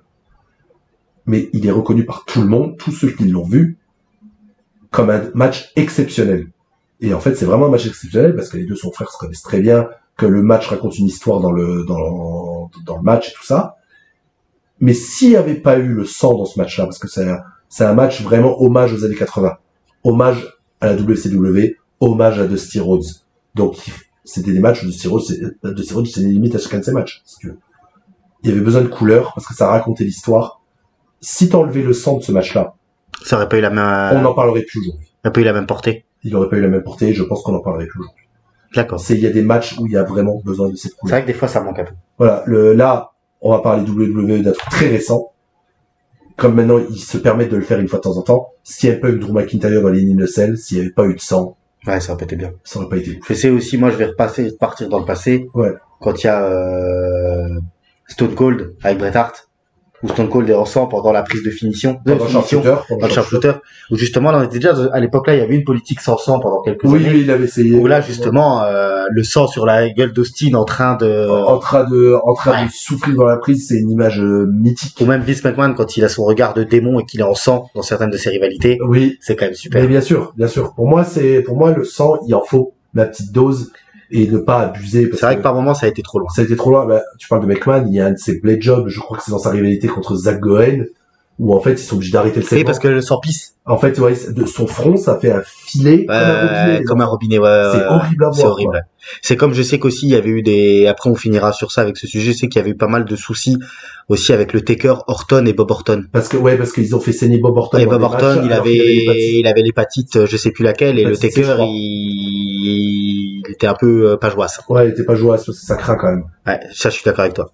On passe au sujet suivant? Oui. Allez, c'est parti. Voilà, la petite pause est passée, ça nous a fait du bien. T'avais un petit coup de fil important à passer. Oui, je suis navré les amis, là il fallait qu'on s'arrête un petit peu. Bon, on reprend? On reprend. Donc le numéro 10. Alors le numéro 10, c'est un peu un teaser de la prochaine émission. D'accord. Alors je veux vraiment que tu répondes uniquement à ma question. Tu fais pas de contexte, tu réponds vraiment à cette question. Ça marche? Ça marche. Est-ce qu'actuellement, le top heel de la WWE, c'est pas Dominique Mysterio? Compliqué. Alors si tu veux pas dire le meilleur, tu peux le classer dans les 3 ou 4. Ouais, pas le meilleur. Bah non, c'est pas le terme meilleur. C'est vrai, c'est le terme, on va dire, du classement en fait, c'est ce que tu me demandes. Il est bien placé en tout cas. Parce que il est même si en ce moment, à cause que le Judgment Day, on va dire, et un peu plus bas qu'avant. C'est plus bas qu'avant. On va dire sur l'utilisation jusqu'à quelques mois. Pour moi, c'est du sans faute. C'est vraiment du sans faute. Et justement, j'aimerais qu'il le mette plus haut. Il mériterait d'être plus haut, en fait. Un titre solo, ce serait bien. Ouais, un titre solo, mais en étant vraiment que vraiment, il regarde tous les autres champions du monde qui ont été lâches, et qu'en fait, ils soient pires qu'eux. Ouais. Que vraiment, que tous ces matchs, limite que il affronte un babyface, il est même pas de quoi mettre son finish dans le match. Vraiment qu'il se fasse bully tout le match, et que ce soit un peu, ce Roman Reigns c'était puissant, mais il y avait des rêves bumps, des trucs comme ça, qui a amené à sa victoire. Là, moi, j'aimerais que si, imaginons, Dominique Mysterio soit, je sais pas, champion intercontinental ou champion du monde, il se fasse défoncer tout le match, genre qu'il ait zéro offense, pas dans tous, mais quand il affronte quelqu'un de beaucoup plus imposant que lui, et qu'en fait, il y a 15 000 interventions à la fin, et qu'il gagne, même pas en faisant une prise, qu'il juste il fasse le tomber sans faire exprès. Sans faire exprès. Mais ça, tu peux faire qu'une fois ou deux fois. Après, t'es quand même obligé à un moment ou à un autre. Oui, après, d'essayer de montrer qu'il arrive à faire, mais que de la triche, que du machin. Un petit run un peu à la, sauf que ça reste quand même un mec puissant dans le physique. Un peu comme, je vais parler un peu du Japon. Parce que ça me fait péter les plombs et je suis pas le seul. C'est House of Torture à la New Japan. Evil. Je t'en ai déjà parlé, Evil. C'est vraiment Roman Reigns à côté avec les Rev Bump. C'est la fillette de 8 ans, quoi. C'est insoutenable de regarder les matchs de Evil. C'est vraiment la cloche sonne, il y a déjà une triche. C'est tricheur tout le temps. Ça n'arrête jamais, c'est trop. Mais le truc, c'est que pour nous, les occidentaux et tout, on pète les plombs. Mais en fait, au Japon, ça fonctionne. Ouais, ça marche bien. Ça fonctionne, mais par contre, ils ont vite compris, et parce qu'ils l'ont mis quand même champion du monde, ce mec-là, le booker et on va dire la New Japan en général ont compris qu'il faut, par contre, il faut laisser ça un peu dans le mid-card. Ouais, faut pas que ce soit temporaire. Oui, voilà, c'est ce que je disais. Suprême, il faut que ce soit très temporaire parce que le mec, il faut pas l'emmener au main event parce que là, les gens veulent pas voir ça au main event. Oui. Mais du coup, d'avoir un petit run de Mysterio comme ça, de Dominique Mysterio comme ça, ce serait top. Ouais, ce serait bien. Ce serait top. Mais vraiment, comme tu dis, c'est du teasing, je rentre pas du tout dans le non, rentre pas dans les détails parce que ce sera... Mais vraiment, moi, je suis vraiment fan de Dominique. Moi, je t'ai dit ce que je voulais pour lui à WrestleMania. Oui. Moi, j'en démords pas. Oui. Moi, lui, il doit se faire péter la gueule par Goldberg à WrestleMania. Oui. Je pense que ça n'arrivera pas, mais non, mais c'est ce que j'aurais fait. Les gens le supportaient pas, il se faisait défoncer par Goldberg. Goldberg avait son match d'adieu. Les gens étaient contents parce qu'il trustait pas le titre. Lui, il se faisait défoncer, ça perdait rien pour sa legacy parce que te faire défoncer par Goldberg, c'est normal. Goldberg, merci, au revoir pour ce que t'as fait. Oui, parce qu'il y a du teasing sur son retour, on rappelle. Voilà. Et Dominique Mysterio, tu reprenais de plus belle. Et il fallait qu'on garde le leitmotiv de Thomas de parler de Goldberg. Il fallait que j'en parle une fois. On passe au numéro suivant? Je te dirais bien un mot, mais on est en direct. Mot. Ouais, c'est pas ça. Alors, numéro suivant, le numéro 14. Ah bah là, c'est mon petit point à moi, justement, que tu disais là. Mais on en a déjà parlé dans une vidéo, mais je voulais vraiment qu'on fasse un point complet sur ça. D'accord. L'Undertaker qui vient chocslémer The Rock Au dernier Ah, oui, on en a parlé plusieurs fois, ouais. Mais là, c'est vraiment un point complet sur ça. Ouais, point complet. Vraiment, Le contexte, tout ça. contextualise un petit peu. Ouais. Bah, on est dans le main event de WrestleMania 40. Ouais. C'est deux finishes De la nuit 2. De la nuit 2. C'est le finish de story de Cody Rhodes. C'est ce qui est amené à ça. Qu'on avait eu la déception qu'il batte pas Roman Reigns à 39. Au final, c'était, avec le recul, c'était une très bonne décision. C'était bien, ouais. Il y a eu tout ce micmac contre The Rock et tous les trucs. Ça, c'était moins bien. Ça, c'était beaucoup moins bien, parce qu'ils se sont très vite rattrapés. Là où The Rock, pour moi, est devenu il, et c'est ce qu'il fallait, et il y a des meilleurs personnages télévisuels de cette époque. Ils m'ont redonné envie de revoir le Rock, hein. Ah oui, moi aussi. C'était pas donné à tout le monde, hein. Je rappelle que Thomas et moi, on n'est pas fan du Rock, de base. Et moi, je suis encore moins fan de ses films. Bref. Mais du coup, le fait de tout le temps le mettre en babyface, qu'il soit content, d'être dans les villes, machin, moi, j'en pouvais plus. Vraiment des mêmes discours tout le temps. Bah, le Rock qui est revenu au premier de Netflix, je le supporte pas. Ah bah, c'est une catastrophe. Voilà, par exemple, pour donner tout ce qu'ils ont fait avant. Voilà. Et du coup, de le voir comme ça, en tant que final boss, qui pète le charisme, L'entrée, il ressort un peu sa tenue Hollywood de l'époque, la petite veste blanche que j'aime bien, tout ça, il est top. Et c'était très bien bouclé entre la nuit 1 et la nuit 2, le fait que la nuit 1 les fasse perdre, c'était parfait, pour vraiment emmener le truc qui est les Blood and Rules, tout ça. Pour moi, par contre, c'est la meilleure intervention du match à Seth Rollins. Ouais. Parce que par rapport à toute l'histoire avec Roman Reigns. toute l'histoire, il y a vraiment du... En fait, Roman Reigns, c'est démon d'autrefois, et son traumatisme, il peut pas passer outre, et que ça lui a coûté le titre. J'adore ce booking que Seth Rollins, c'est le visage de son traumatisme. Donc j'aime beaucoup le Ça, c'est bien. L'idée. Donc on est dans ce match où là on arrive, on commence à avoir les red bumps, et là on se décide. J'aime beaucoup le booking, même si c'est du overbooké à fond. C'est que il y a les Avengers. C'est vraiment, il y a John Cena qui apparaît pour taper Solo Sikoa, qui l'avait plus ou moins défoncé avant. Derrière, The Rock intervient, ce qui est totalement normal. Et là, comme tu l'as dit dans les autres vidéos et que tu l'as dit plusieurs fois, on entend un gong. Donc ça fait plaisir de voir le Taker. Par contre, j'ai l'impression que le Taker, on l'a sorti de sa chambre. Oui, oui. Parce que t'es au main event de WrestleMania, le plus grand main event de WrestleMania, t'aurais pu au moins mettre ta tenue, bon. Moi, c'est ça, c'est un des trucs qui m'a... Mais il est revenu en badass, là. Même pas.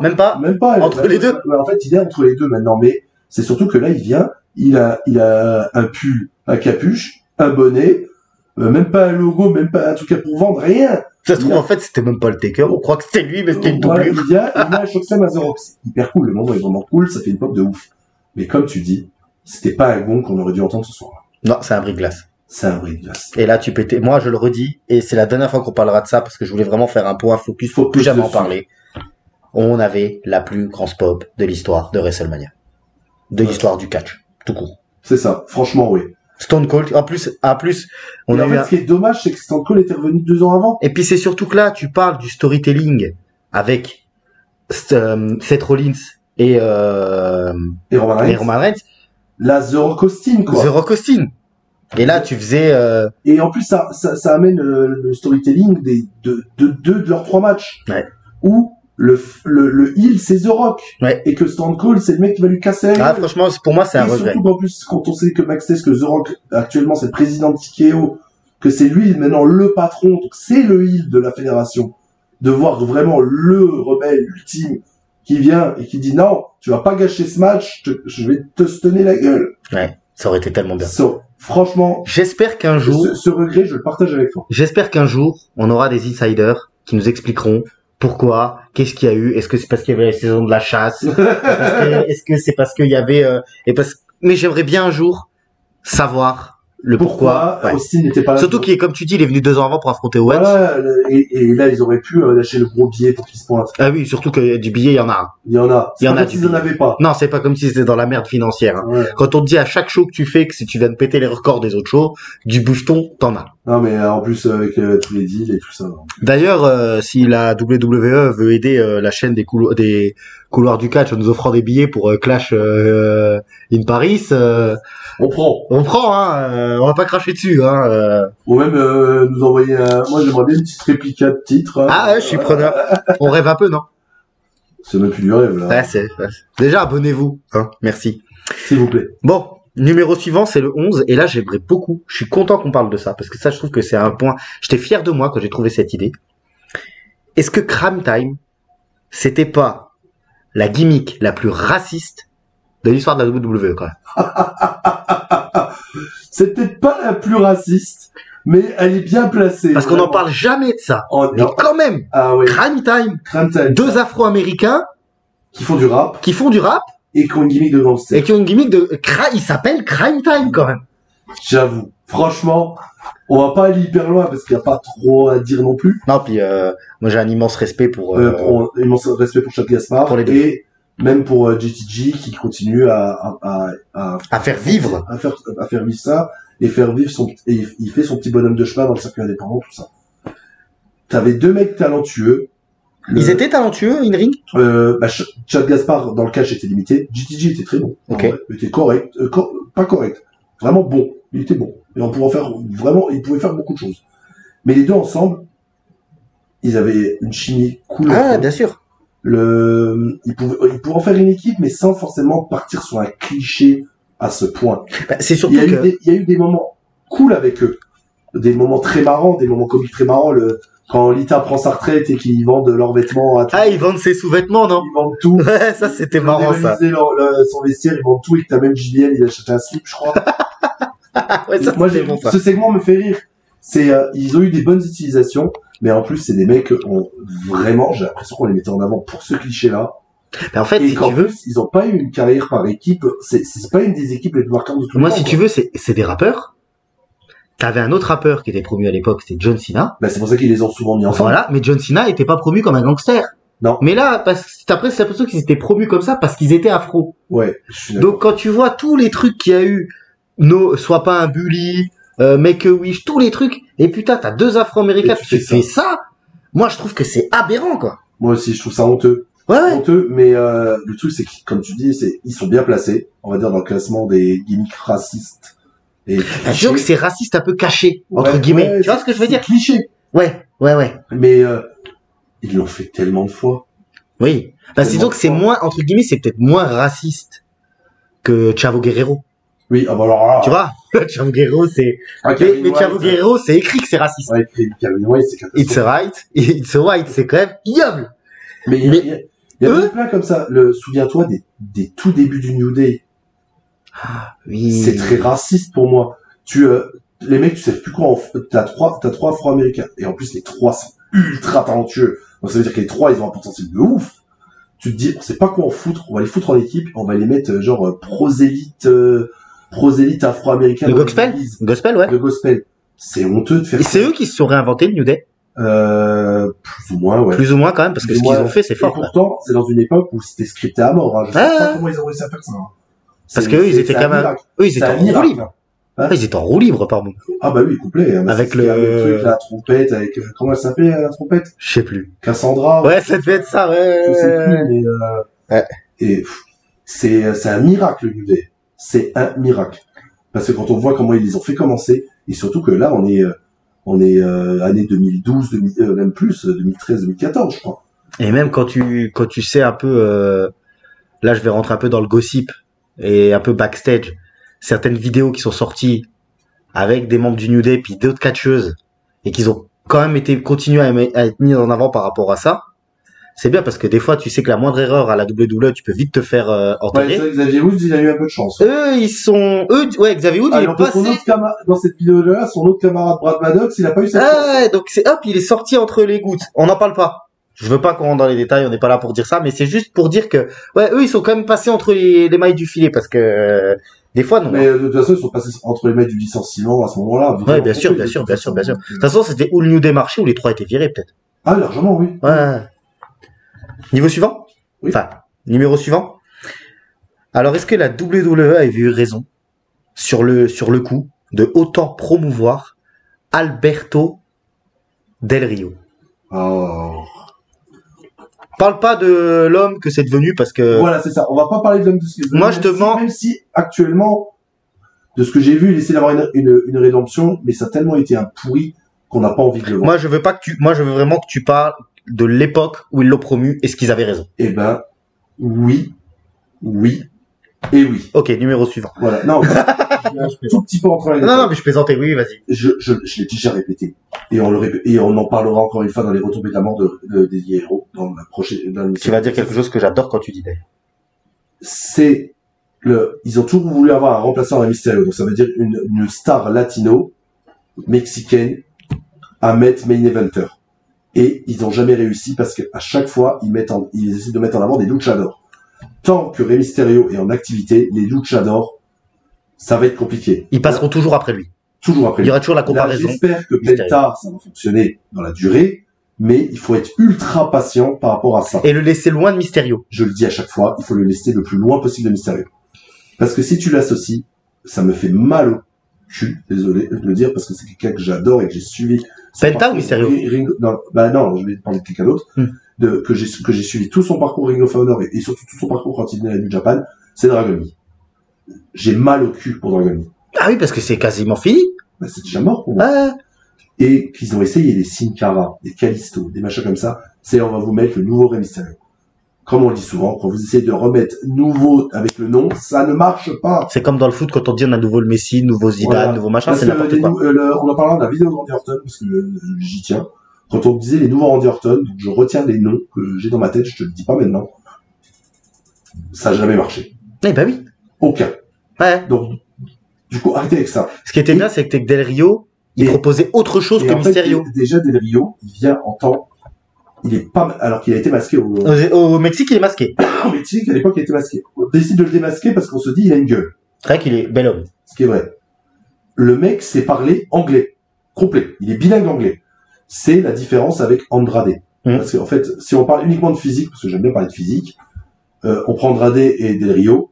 Andrade a le fait qu'il soit juste plus petit, mais par contre, je suis désolé, la gueule d'Andrade, c'est qu'il pognon, quoi. Ouais, c'est vrai. Il est beau. Tellement beau, et en plus, il sait monter son physique, tout ça. Le problème d'Andrade actuellement à la WWE, c'est cool pour lui qui est revenu, parce qu'à la WWE, il est très mal utilisé. Ça n'a pas marché. Il est mieux utilisé, là, tu trouves? Eh ben, oui, mais il ne pourra pas être plus utilisé qu'un mid-carder, malheureusement. Parce que, on est à la WWE. Si tu ne sais pas faire une promo, ça marchera pas. Ouais. Ça marchera pas. Si tu n'es pas capable de parler de toi-même, même, on va me dire, ouais, les managers.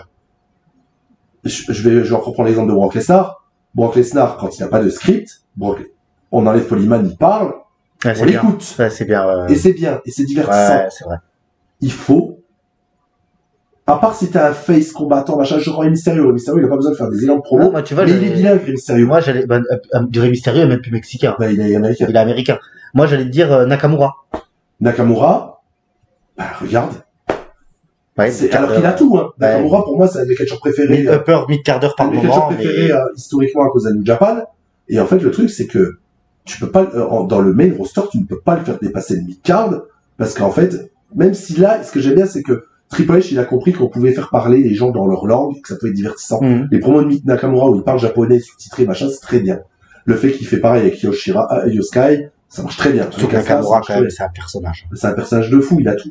Même si lui, sauf qu'en fait, il s'est fainéantisé aussi. Je pense qu'il y a beaucoup de problèmes de Nakamura. Ah, je sais que Nakamura, moi j'ai entendu, alors il est content de faire du surf. C'est ce que j'allais dire. Moi j'ai entendu que Nakamura, il était très content de re-signer pour 3-4 ans la dernière fois. Parce que lui, faire du surf en Floride. Il est en Floride, il surfe, il est content, et puis mine de rien. Après, je peux comprendre aussi que...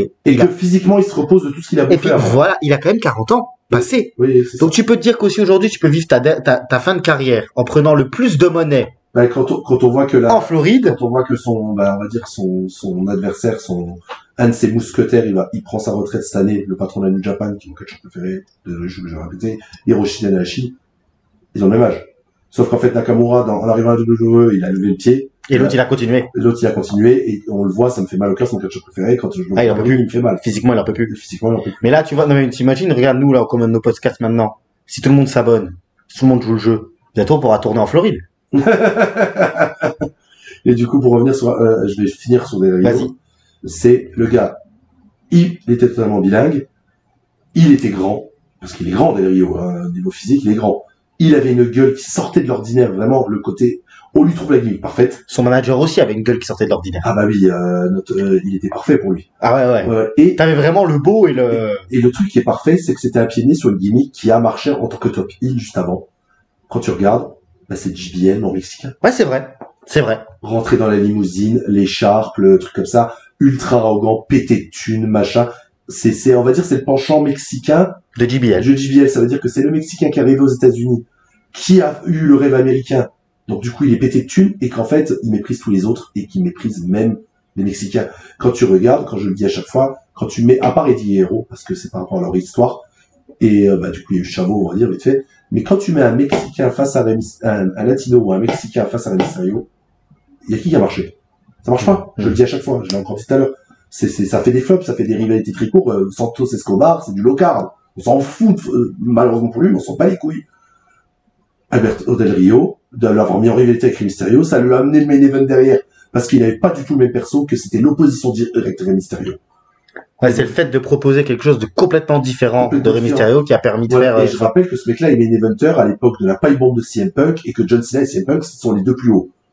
Il y a Alberto Del Rio, il est important dedans. Ouais, ok, ouais. Il est champion du monde à ce moment-là. Ah, c'est bien de le recontextualiser un petit peu parce que... Pour moi, Alberto Del Rio, c'est dommage après, mais il a été très bien utilisé après, et que le mec, dans ses choix de vie, c'est un con. Ça, on est... Voilà. Cela ne nous regarde pas pour paraphraser les inconnus. Utilisé dans la durée. Ouais. Mais, et que, il y a eu des trucs où ils ont pas su capitaliser. On en parlait de tout à l'heure. Le double temps face à lui, c'était exceptionnel. Ouais, c'est vrai.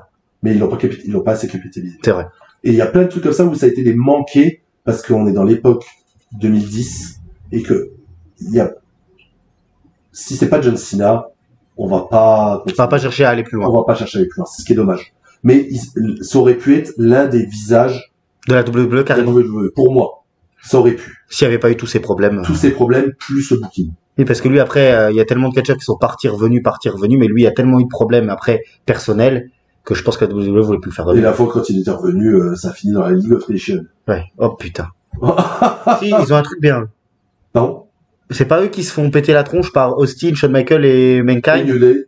Et Mankind. Et Mankind, c'est le seul truc de bien. C'est pas bien, hein. Non, mais c'est le seul truc que les gens étaient contents de voir Stone Austin et Shawn Michaels, ça c'est bien, quand même. Ouais, c'est quand même bien. Quand je retombe sur la vidéo, je suis content de la revoir et de la regarder. Oui, mais c'est catastrophique. Ou même, ils ont niqué Shawn Michaels dans l'histoire. Oui. On lui a dit, tu vas avoir un match. Allez, vas-y, fais-la. C'est que, oui, donc, du coup, on parlait de chaîne, donc c'était, Sheamus, Wade Barrett, Rousseff, Del Rio. Ouais, c'est ça, ils sont 4 ou 5, ouais, bon. Bref, on s'en fout. Et en fait, il y a un segment avec le New Day à Mania.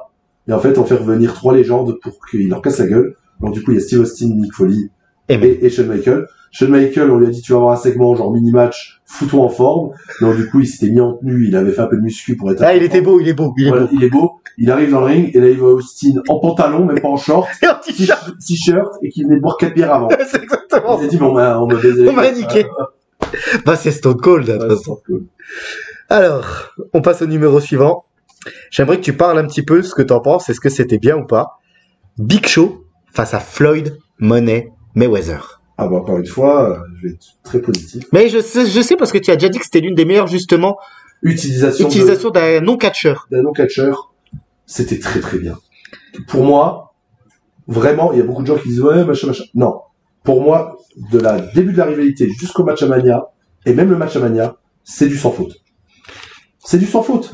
C'est du sans faute parce qu'il faut toujours voir le côté business dans le catch. Le catch, ce n'est pas qu'un spectacle, c'est une industrie. Il faut bien comprendre, les amis, excuse-moi, oui, que Money Mayweather, enfin Floyd Mayweather, le boxeur, a fait autant d'argent dans ses matchs de boxe parce que les Américains et les gens qui achetaient les pay-per-view voulaient le voir se faire péter la gueule. Oui.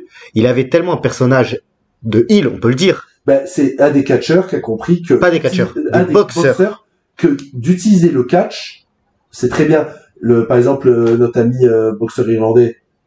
Oui, qui vient d'arrêter récemment en plus. Putain, j'ai le nom sur le bout des doigts. Oui, le King Gitan. Ouais. Le King le Gypsy King. Mais le Gypsy King pas irlandais, du coup. Excusez-moi, il est anglais. Voilà, Tyson Fury. Merci. Le mec a compris qu'en fait, il fallait mettre du spectacle pour que la boxe, ça fonctionne. Et ben, c'est ce que Mayweather faisait. Et ben, Mayweather l'a fait à l'époque. Parce qu'en fait, le gars, en plus, ses matchs, quand vous regardez les matchs, vous attendez pas à un mec qui met des KO et des trucs comme ça. Non, c'est un virtuose. Méthodique, c'est un virtuose. Il va juste gagner au point. Donc, ces matchs sont chiants. Mais Tyson Fury faisait la même. Donc, les mecs, en fait, mais du coup, ils vont mettre tout le packaging autour. Et ça amène un pognon de dingue. Ouais, c'est vrai. De dingue. Et Mayweather, comme tu dis, à l'époque, les gens payaient parce qu'ils voulaient le voir se faire dégommer. Et il se faisait pas dégommer. Il se faisait jamais dégommer. Et il faisait 220 millions par match. Ils ont eu la possibilité de discuter avec ce mec-là, de le faire venir à la WWE. C'est une pub incroyable. Ah oui. Donc, pour les deux même, je pense. Voilà. Et le Big Show, franchement, c'était l'un des matchs les plus importants de WrestleMania 24. C'était bien joué, en plus. C'était très bien fait. Je me rappelle la photo des deux mains. Non, mais pas des mains, la photo. La tête, oui. Point. On voit la tête de le Big Show, voilà, le Big Show fait la taille de la tête de Mayweather. et que, en plus, le Big Show, performeur incroyable, et le gars, il accepte de se faire le truc, quand ils ont discuté du premier segment où on voit Mayweather dans le Royal Rumble. Il est dans le public du Royal Rumble, et que le Big Show vient et qu'il nous défie. Il lui a dit, juste avant, il a fait, tu me pètes le nez. Le gars, il est ouf quand même. Il a dit, tu me mets un vrai coup de poing, je veux que tu me défonces. Je veux que tu me pètes le nez. Pour que ce soit légitime. Mayweather, il dit, je vais pas te péter le nez quand même, on est dans le catch, je vais pas te blesser. Il fait, non, tu verras comment ça va marcher, fais-le. Je m'en fous, fais-le. Et du coup, le segment, il est exceptionnel. Il se fait péter le pif. Il lui pète littéralement le pif. Il a du sang partout, il se fait défoncer le nose. C'est génial. Classe. C'est classe. Derrière, en plus, les promos, elles sont super bien, je trouve.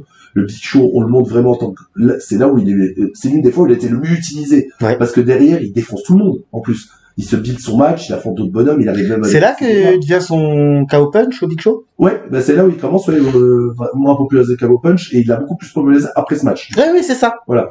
Et, c'est vraiment, pour moi, c'est un booking et une mise en avant parfaite. J'adore celui sur R-Truth. Où R-Truth, il est face au Big Show, il se le met lui-même. Il se met lui. Et après, il se couche pour pas se prendre celui du Big Show. Et où tu vois que pendant quelques autres, le Big Show a failli péter la gimmick parce qu'il est Ah, il a fait pour pas éclater de rire tellement, Non, mais ça, c'était intéressant. Je suis content parce que... Et le match, vraiment, je vous conseille d'aller voir, il est ultra divertissant. C'est pas un match de catch. C'est un match avec de leur booking, c'est un match avec des objets, c'est un match de divertissement. C'est intéressant. Et de voir le Big Show dégommer tout le posse de Mayweather, c'est hyper cool. Et en plus, le booking du match protège quand même le Big Show. Parce qu'en fait, il faut faire gagner Mayweather. Tu peux pas le faire perdre. Tu vas pas payer le mec là pour le mettre, pour le faire perdre, alors que le mec ne perd pas à la boxe. Oui, tu vas pas le faire, il perd pas dans un truc legit, il va pas perdre dans le catch. Mais c'était mieux que, par exemple, quand ils ont fait venir Akibono. Non, mais ça, c'était catastrophique. D'accord, ça, c'était bien. J'aurais pas envie de voir ça. Ça, c'était bien. Ça, c'était vraiment bien. Et c'était une vraie rivalité. C'était une vraie rivalité montée et tout. Et en plus, le finish est génial parce que ça protège le Big Show. Parce que Mayweather, il voit qu'il arrive quand même pas à le coucher, c'est un géant, même s'il défend en patate. Il profite des coups de chaise et des interventions dans tous les sens. Il se dit, il faut que je le couche. Maintenant, j'ai plus le choix. Point américain. Et du coup, c'est legit, parce qu'avec la puissance de Mayweather dans la boxe, le mec, tu lui mets une arme dans son poing, c'est dévastateur. Donc là, c'est normal que le Big Show reste couché après derrière. Donc tout est bien joué. Ça, c'était bien. Tout est bien joué. Ah je suis content, tu vois, parce qu'au moins, on réhabilite un petit peu ça. Ouais, parce que beaucoup de gens disent que c'est pas bien, mais c'est faux. Alors, on approche doucement de la fin de l'émission. Il doit nous rester 3 ou 4 numéros. Ok. C'est ça. Là, on passe au numéro 6. Numéro 6. Et alors ça, j'aime bien. Alors, c'est peut-être l'une des dernières fois où la Road to WrestleMania, j'ai kiffé. On est déjà sur quelques années. D'accord. Avec Kofi Kingston. La Kofi Mania? La Kofi Mania, j'ai aimé. Le match face à Daniel Bryan, j'ai aimé. Le faire perdre quelques secondes face à Lesnar pour l'arrivée d'un show pour la Fox, j'ai trouvé que c'était d'une nullité. Pour moi, il n'y avait pas moyen de faire un match compétitif. Déjà. Fallait que Brock Lesnar arrive, bam, fini. Alors, est-ce que Brock Lesnar va utiliser son pouvoir en disant, je vais pas catcher à la télé? J'en sais rien. Ouais, je vais pas catcher contre Kofi aussi. Non, parce qu'il avait déjà catché contre lui dans des house shows glorifiés, dans d'autres pays. Donc, du coup, il aurait pu faire quelque chose.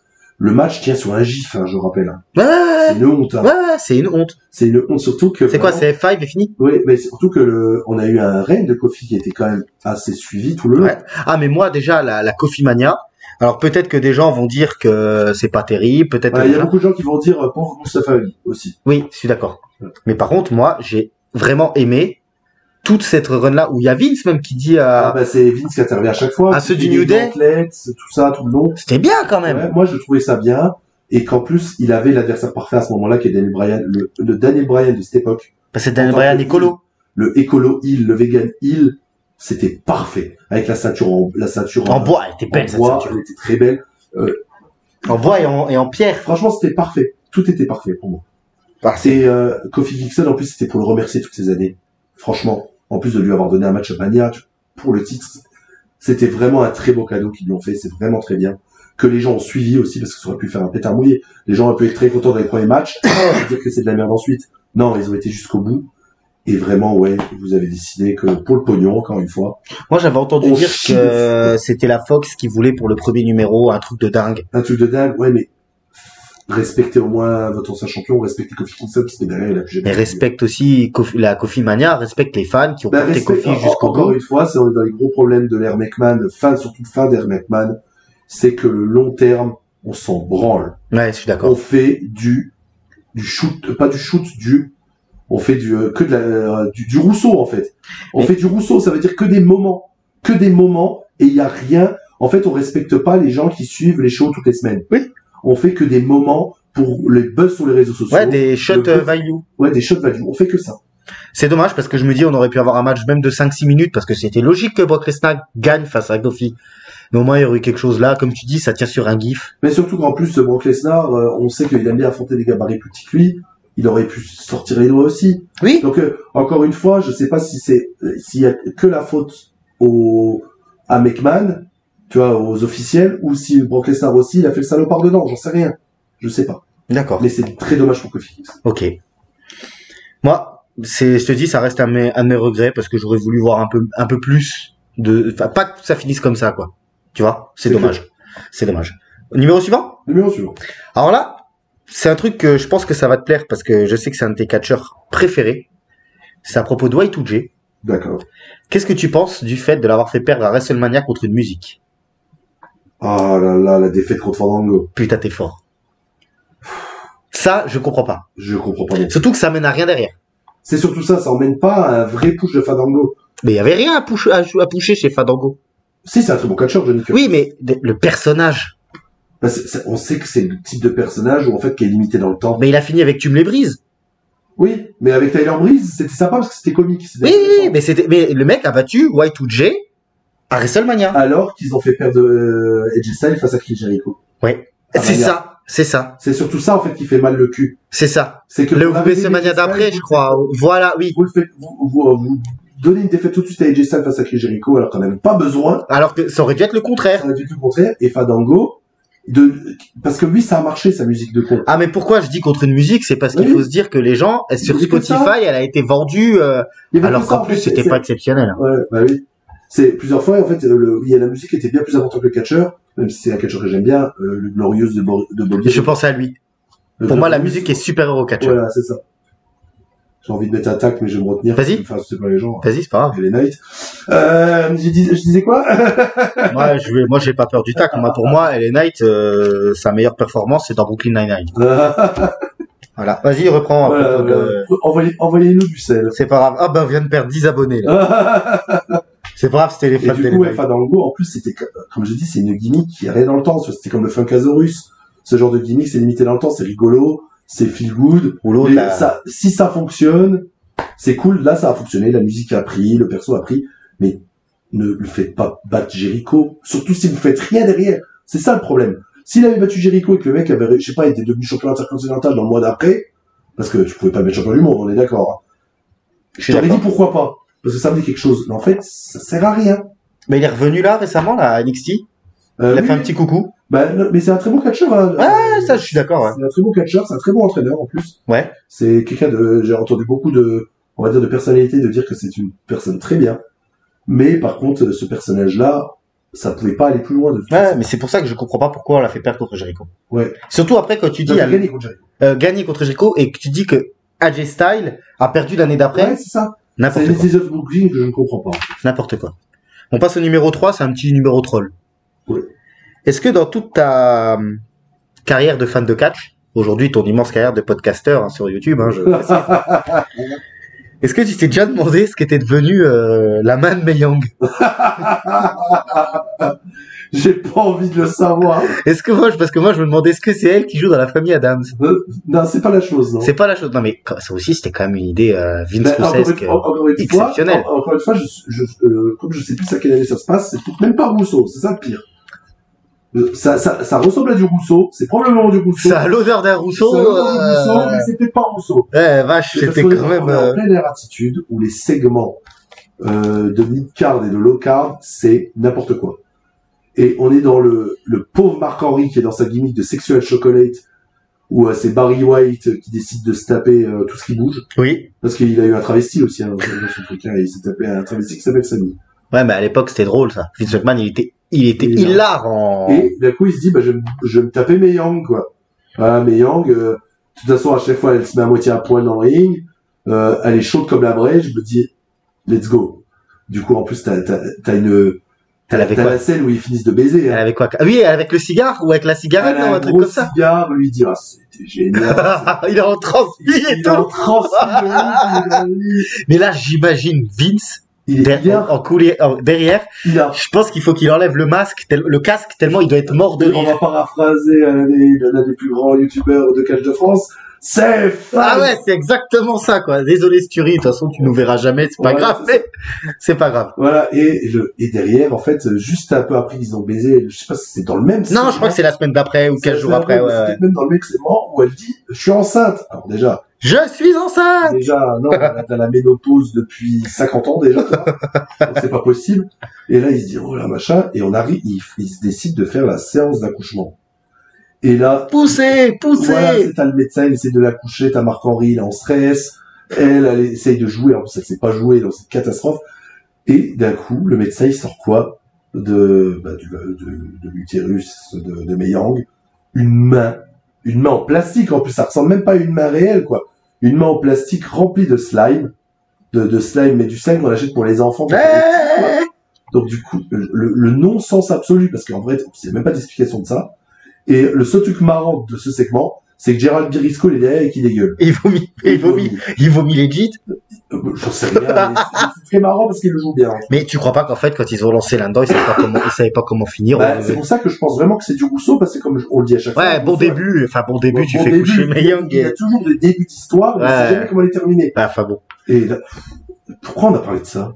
Bah parce que je voulais un moment marrant. Okay. Et on en parle souvent de la main de Mei-Yang. Alors comme ça, c'est fait. Comme ça, c'est fait. Donc j'ai raconté le segment. Et puis moi, je voulais savoir ce qu'elle était devenue. Alors, on va mener notre enquête. Ça se trouve, il y a un mec qui l'a acheté dans les enchères de la WWE sur sa cheminée, là, la main de Mei-Yang. Est-ce que, je sais pas si on peut vérifier, mais est-ce que tu crois qu'à l'époque, ils se sont amusés à en faire un produit dérivé? Ça m'étonnerait pas. venant d'une entreprise qui a quand même vendu des t-shirts 9,99. Je suis désolé, mais ça y est, est en train de boire un truc. Je suis désolé. Ils s'attendaient pas à ce que je chante ça. Venant de ça, je pense qu'ils sont capables de tout. Ouais, et j'espère que le mec qui a la main de Mei-Yang chez lui, c'est le même mec qui a la poupée de Snitsky. Ah là, le mec, c'est mon dieu. On en qui? Il reste 2 numéros, mon ami. Alors, le numéro 15, c'est un petit clin d'œil à nos amis, à Adi. Oh. Qui nous envoie souvent des petits commentaires et tout ça, qu'on invitera un jour peut-être dans une émission. Big up. Salut Adi, comment tu vas? Umaga, il méritait pas un titre mondial? A posteriori, je te dirais non. Ok. Mais une meilleure utilisation et plus de continuité dans le booking. Ouais. C'est ça qu'il aurait mérité. Ça veut dire d'être upper mid-card, de toucher de temps en temps, bah c'est ce qu'ils ont essayé de lui faire, mais en fait c'était mal fait. De toucher des titres secondaires assez souvent, je dirais. Il aurait pu toucher le titre CW aussi, il aurait largement pu. Et vraiment de le mettre un peu ce qu'ils tentent de faire à chaque fois avec les géants, de le mettre face à un bon face pour vraiment le crédibiliser. Oui, mais de toute façon, mais de le faire gagner des rivalités. Ce problème, c'est que Sina voulait pas perdre contre lui. Non, même pas. Même pas? Même pas. Je crois que je le dis dans l'ancienne vidéo. Quand on en avait parlé vite fait, je sais plus si je le dis, donc je vais le dire là. Non, je crois pas. C'est qu'en fait, Umaga, il a été créé pour être battu par John Cena. Ça devait être une gimmick temporaire. Ça devait durer quelques mois, le temps de le build, le temps qu'il fasse ses squash de le build, de le mettre face à John Cena, de faire un contre John Cena. Et fini. Et fini. Et le perso devait être right off derrière. Un peu comme Kane, en fait. Un peu comme Kane, ce qui était prévu et qui n'a pas été fait. Parce que ça a tellement marché, je parle de Kane, parce que ça a marché comme Umaga? Ça a très bien marché. Ça a très bien marché et ça a marqué tout le monde. Il faut dire qu'aussi. Non, ils ont raison de pas en tarder des éloges. Notre ami Adi, qui a beaucoup moins suivi le catch que nous, justement, il a suivi un peu après nous et pas de manière assidue. C'est un personnage incroyable. C'est vraiment, c'est une bête sauvage. Là, tout le monde, on pensait parce qu'il met des Samoan Spike que son héritier c'est John Cena. Non, son héritier là, c'est Jacob Fatu. C'est quelqu'un qui est sauvage complet. Oui, c'est vrai, complètement dingue. Complètement dingue. Après, mais sauf qu'en plus, c'était peut-être un peu cliché de dire un mec des îles qui ne sait pas parler, qui est bruyant, qui est machin. Mais en vrai, c'était pour une gimmick comme ça, un peu années 80, parce qu'on se rapproche des Kamala, des choses comme ça. Mais je trouvais qu'ils avaient réussi à bien l'intégrer dans l'ère moderne et de le mettre bien en avant. Bien emmené aussi avec Armando. Alejandro Estrada. Et Super manager. Quand il le vendait, The Samoan Bulldozer. C'était quand même, il avait quand même le mec avec lui qui... Et l'autre petit truc que j'aimais bien aussi, je sais pas pourquoi il faisait ça, c'était que William Regal l'appelait aussi. Umanga! Voilà, j'aimais bien aussi. C'était quand William Regal était General Manager. Et, en fait, il aurait dû avoir parce qu'en fait, si on retient la carrière d'Umaga, il y a sa rivalité contre John Cena. Ouais. Kane aussi un petit peu. Non, un tout petit peu. C'est pas marquant. Tu retiens pas, ouais, c'est vrai. On le retient pas. De trucs qu'on retient vraiment d'Umaga, il y a ça, il y a le match face à Bobby Lashley parce qu'il y a Donald Trump. Donc, c'est même pas lui, il y a une sous-même, on s'en souvient parce qu'il y a ça dedans, la guerre des milliardaires. Et sa rivalité avec Jeff Hardy, et c'est tout. Ouais, c'est dommage. Tout le reste, c'est tout bien. C'est dommage. Malheureusement. C'est dommage. Après, bon, comme tu dis, c'était peut-être pas non plus une gimmick qui était faite pour vivre dans le temps. Ben, c'est pas ce qu'ils voulaient, mais en fait, encore une fois, ils ont vu que ça marchait, ils ont voulu continuer, mais c'est le booking et les décisions. C'est comme souvent ils font avec les monstres. Là, on verra l'utilisation d'Omos, parce que là, il revient du Japon. Ouais. Parce que, est-ce que tu es au courant qu'il a été envoyé à la Noah? Pour travailler un peu? Pour travailler à la Noah. Il a même été champion. Ouais, ok. Il a bien été booké. Bon, on va voir ce que ça va donner. On verra bien, c'est qu'en le faisant revenir, est-ce qu'ils vont le booker correctement? Parce que très souvent, les géants ou les monstres, ils les font beaucoup trop perdre et leur utilisation est trop... Braun Strowman. Et mal. Braun Strowman, où c'est la définition de la gimmick stale. Braun Strowman, il faut lui changer de personnage, lui changer de gimmick. Moi, je sais qu'il y a beaucoup de haters de lui, qui ne l'aiment pas du tout. Moi, je ne comprends pas qu'un mec avec ce physique-là, il ramène pas de pognon et c'est pas une star. Oui, mais c'est parce que la WWE l'a pas fait comme une star. Comme une star. Et ça, je ne comprends pas. Est-ce que t'as déjà vu Parce que c'est un des physiques les plus impressionnants de toute l'histoire du business. Est-ce que t'as déjà vu Stone Cold Steve Austin courir autour du ring en faisant tutu? Oui. Bah voilà, tout est dit. Tout est dit. Tout est dit, et pas le prénom. Bon, dernier numéro? Ah merde, je vais la comprendre. Désolé. Je suis fatigué. Le dernier numéro, oui, ça peut être très intéressant. Enfin, moi, je trouve que c'est un numéro très intéressant. C'est est-ce que Logan Paul, c'est pas la meilleure superstar hors WWE de l'histoire du catch? Alors, je parle in-ring. Ah, je parle dans ce qu'il a envie d'apporter au catch. Parce que on va pas rentrer dans tout ce qui est... Alors, je parle pas du personnage. Moi, je parle pas de l'homme, tu veux dire. Je parle du catcheur. Voilà. Parce que c'est vite fait. On est bien d'accord, les amis, on fait un disclaimer. Là, on va parler uniquement du catcheur. On parle du catcheur. Je n'ai pas envie de rentrer dans les trucs parce que c'est quand même légitime, mais on va pas parler. Moi, quand je te parle superstar en dehors du catch, je parle pas de son statut sur YouTube ou quoi que ce soit. Je te parle par rapport au catcheur. Eh ben, en vrai, dans l'histoire de la WWE, je te dirais oui. Parce qu'en fait, il prend le truc au sérieux. Moi, j'en vois qu'un autre. Voilà. Comme lui. Bah, tu me diras et je te ferai la comparaison. Mais c'était plus clairsemé. Alors que tu parles de Bad Bunny, toi. Voilà. Logan Paul, on est vraiment sur un mec qui est quand même là dans le temps. Oui, entre guillemets. Bad Bunny, on voit que le gars kiffe le business. Il a été très bien utilisé. Il a très bien été entouré. Et il a pris ça au sérieux, donc c'était parfait. Mais après, son but, c'était de repartir vers la musique. Quand Logan Paul, son but, c'est quand même d'avoir une certaine carrière à la WWE. Voilà. Moi, le seul truc que je vais regretter, mais c'est parce qu'il fait d'autres choses, c'est qu'en fait, il est un peu trop part-timer pour moi. J'aimerais qu'il soit là beaucoup plus, pas toutes les semaines, mais on peut pas, encore une fois, on va pas parler de ce qui se passe à côté, mais par contre, il ramène un pognon de dingue, encore une fois. Ah, mais de toute façon. Donc, du coup, je suis désolé, les gens qui veulent pas le voir, ou les machins comme ça, au côté financier, ils ont raison. Mais c'est super d'avoir un mec que t'as même pas besoin de builder pour qu'il soit heal. Ouais, bah oui. Le mec, il arrive, il est heal. Oui. T'as même pas besoin de te faire chier, juste par ça. Mais moi, ce que je ferais, par contre, c'est que la WWE, je leur demanderais de se calmer, justement, sur ces déclarations. D'accord. C'est pour vraiment fais ce que tu veux dans ta vie, dans ton machin, mais par contre, on va dire les déclarations qui touchent pas ta vie, qui touchent pas ton business et qui touchent pas la WWE, tu devrais pas le dire. Qui évite la politique, les choses comme ça, tu dis. Il devrait éviter. Parce que, ferme ta gueule, en fait. Clairement, il devrait fermer sa gueule. Carrément. Ouais. De quoi? Par rapport à ses idéaux politiques ou à ses opinions ou à ses trucs? Et ses commentaires par rapport à ça, il devrait se taire. Ouais, pour ne pas ternir. Ternir l'image de WWE. Ouais. Après que lui, il ternit. Oui, parce que là, quand tu dis ça. Parce qu'en fait, que lui, il ternit son image, on s'en branle. Toi, quand tu dis ferme ta gueule, c'est par rapport à la WWE. C'est pas par rapport à ses opinions. Toi, tu t'en fous de ses opinions. Non, je parle pas je m'en fous, je donne pas mon avis, ça m'intéresse pas. Là, c'est vraiment pour la WWE. Je me mets à la place de la WWE. Mais, ce mec-là, il est charismatique. Ah oui. Ils lui ont mis un bon packaging. Il rapporte du pognon à crever. Du coup, il est correct, voire bon au micro. Il est pas bon. On va dire, il est correct plus. Et dans le ring, le mec est exceptionnel. Ah, moi, j'adore quand il Même si, on va mettre un petit truc, j'ai envie de donner on va dire un petit bon point à un de mes catcheurs préférés actuellement, qui est Adam Page. Il est en train de lui piquer tout son moveset. D'accord. Moi, par contre, j'adore quand ils ont fait leur saut avec Ricochet, c'était super. Je dire réel, mais m'énerver.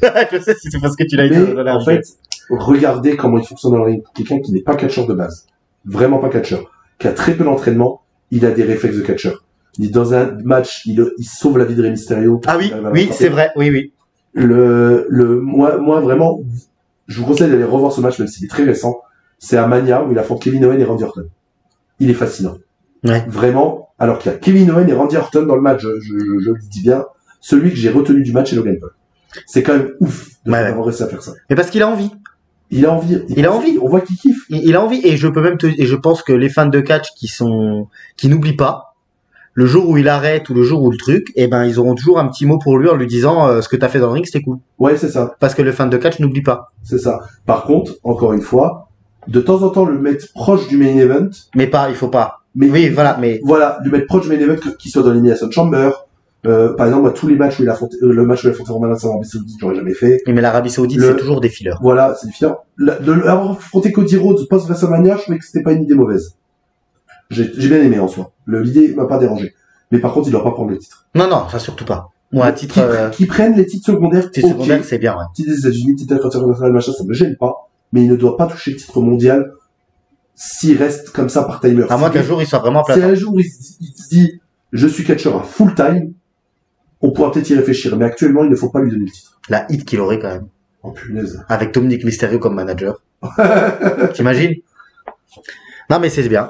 Mais ça y est, alors moi, je vais juste dire une dernière chose à propos de Logan Paul, parce que je l'ai lu pas mal de fois sur les réseaux sociaux après le Rumble, où les gens disaient, ouais, ils l'ont fait rentrer 30e, c'est pas bien, c'est pas normal et tout. C'était la meilleure décision. C'est très bien, parce que en 30e, tu t'évites les problèmes qu'on avait parlé dans notre dernière vidéo avec les pots pourris, où le 30e ne plaise pas au public, et il se fait huer. Au moins. Que, en fait, depuis tout le temps, là, depuis cette époque-là, tous les 30e, c'est une place de merde. Voilà. Au moins. En fait, les gens s'attendent trop à des surprises. Voilà.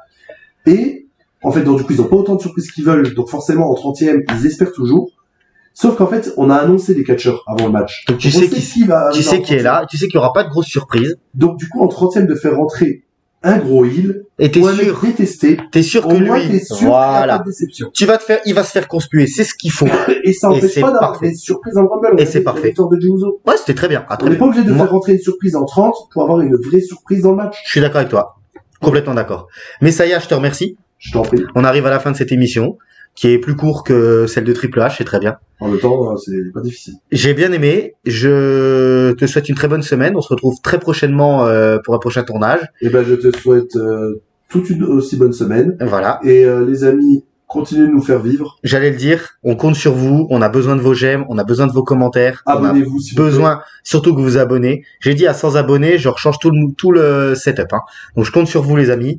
Je vous remercie encore énormément pour ce que vous avez fait avec la vidéo sur Triple H, parce que même là aujourd'hui, on est en train de tourner pendant les premières heures de diffusion de la deuxième partie, c'est une folie. Hein. On commence à voir que ça fonctionne très bien. Ça fonctionne très bien. Et ça nous fait un plaisir immense. Mais ça y est, je te remercie.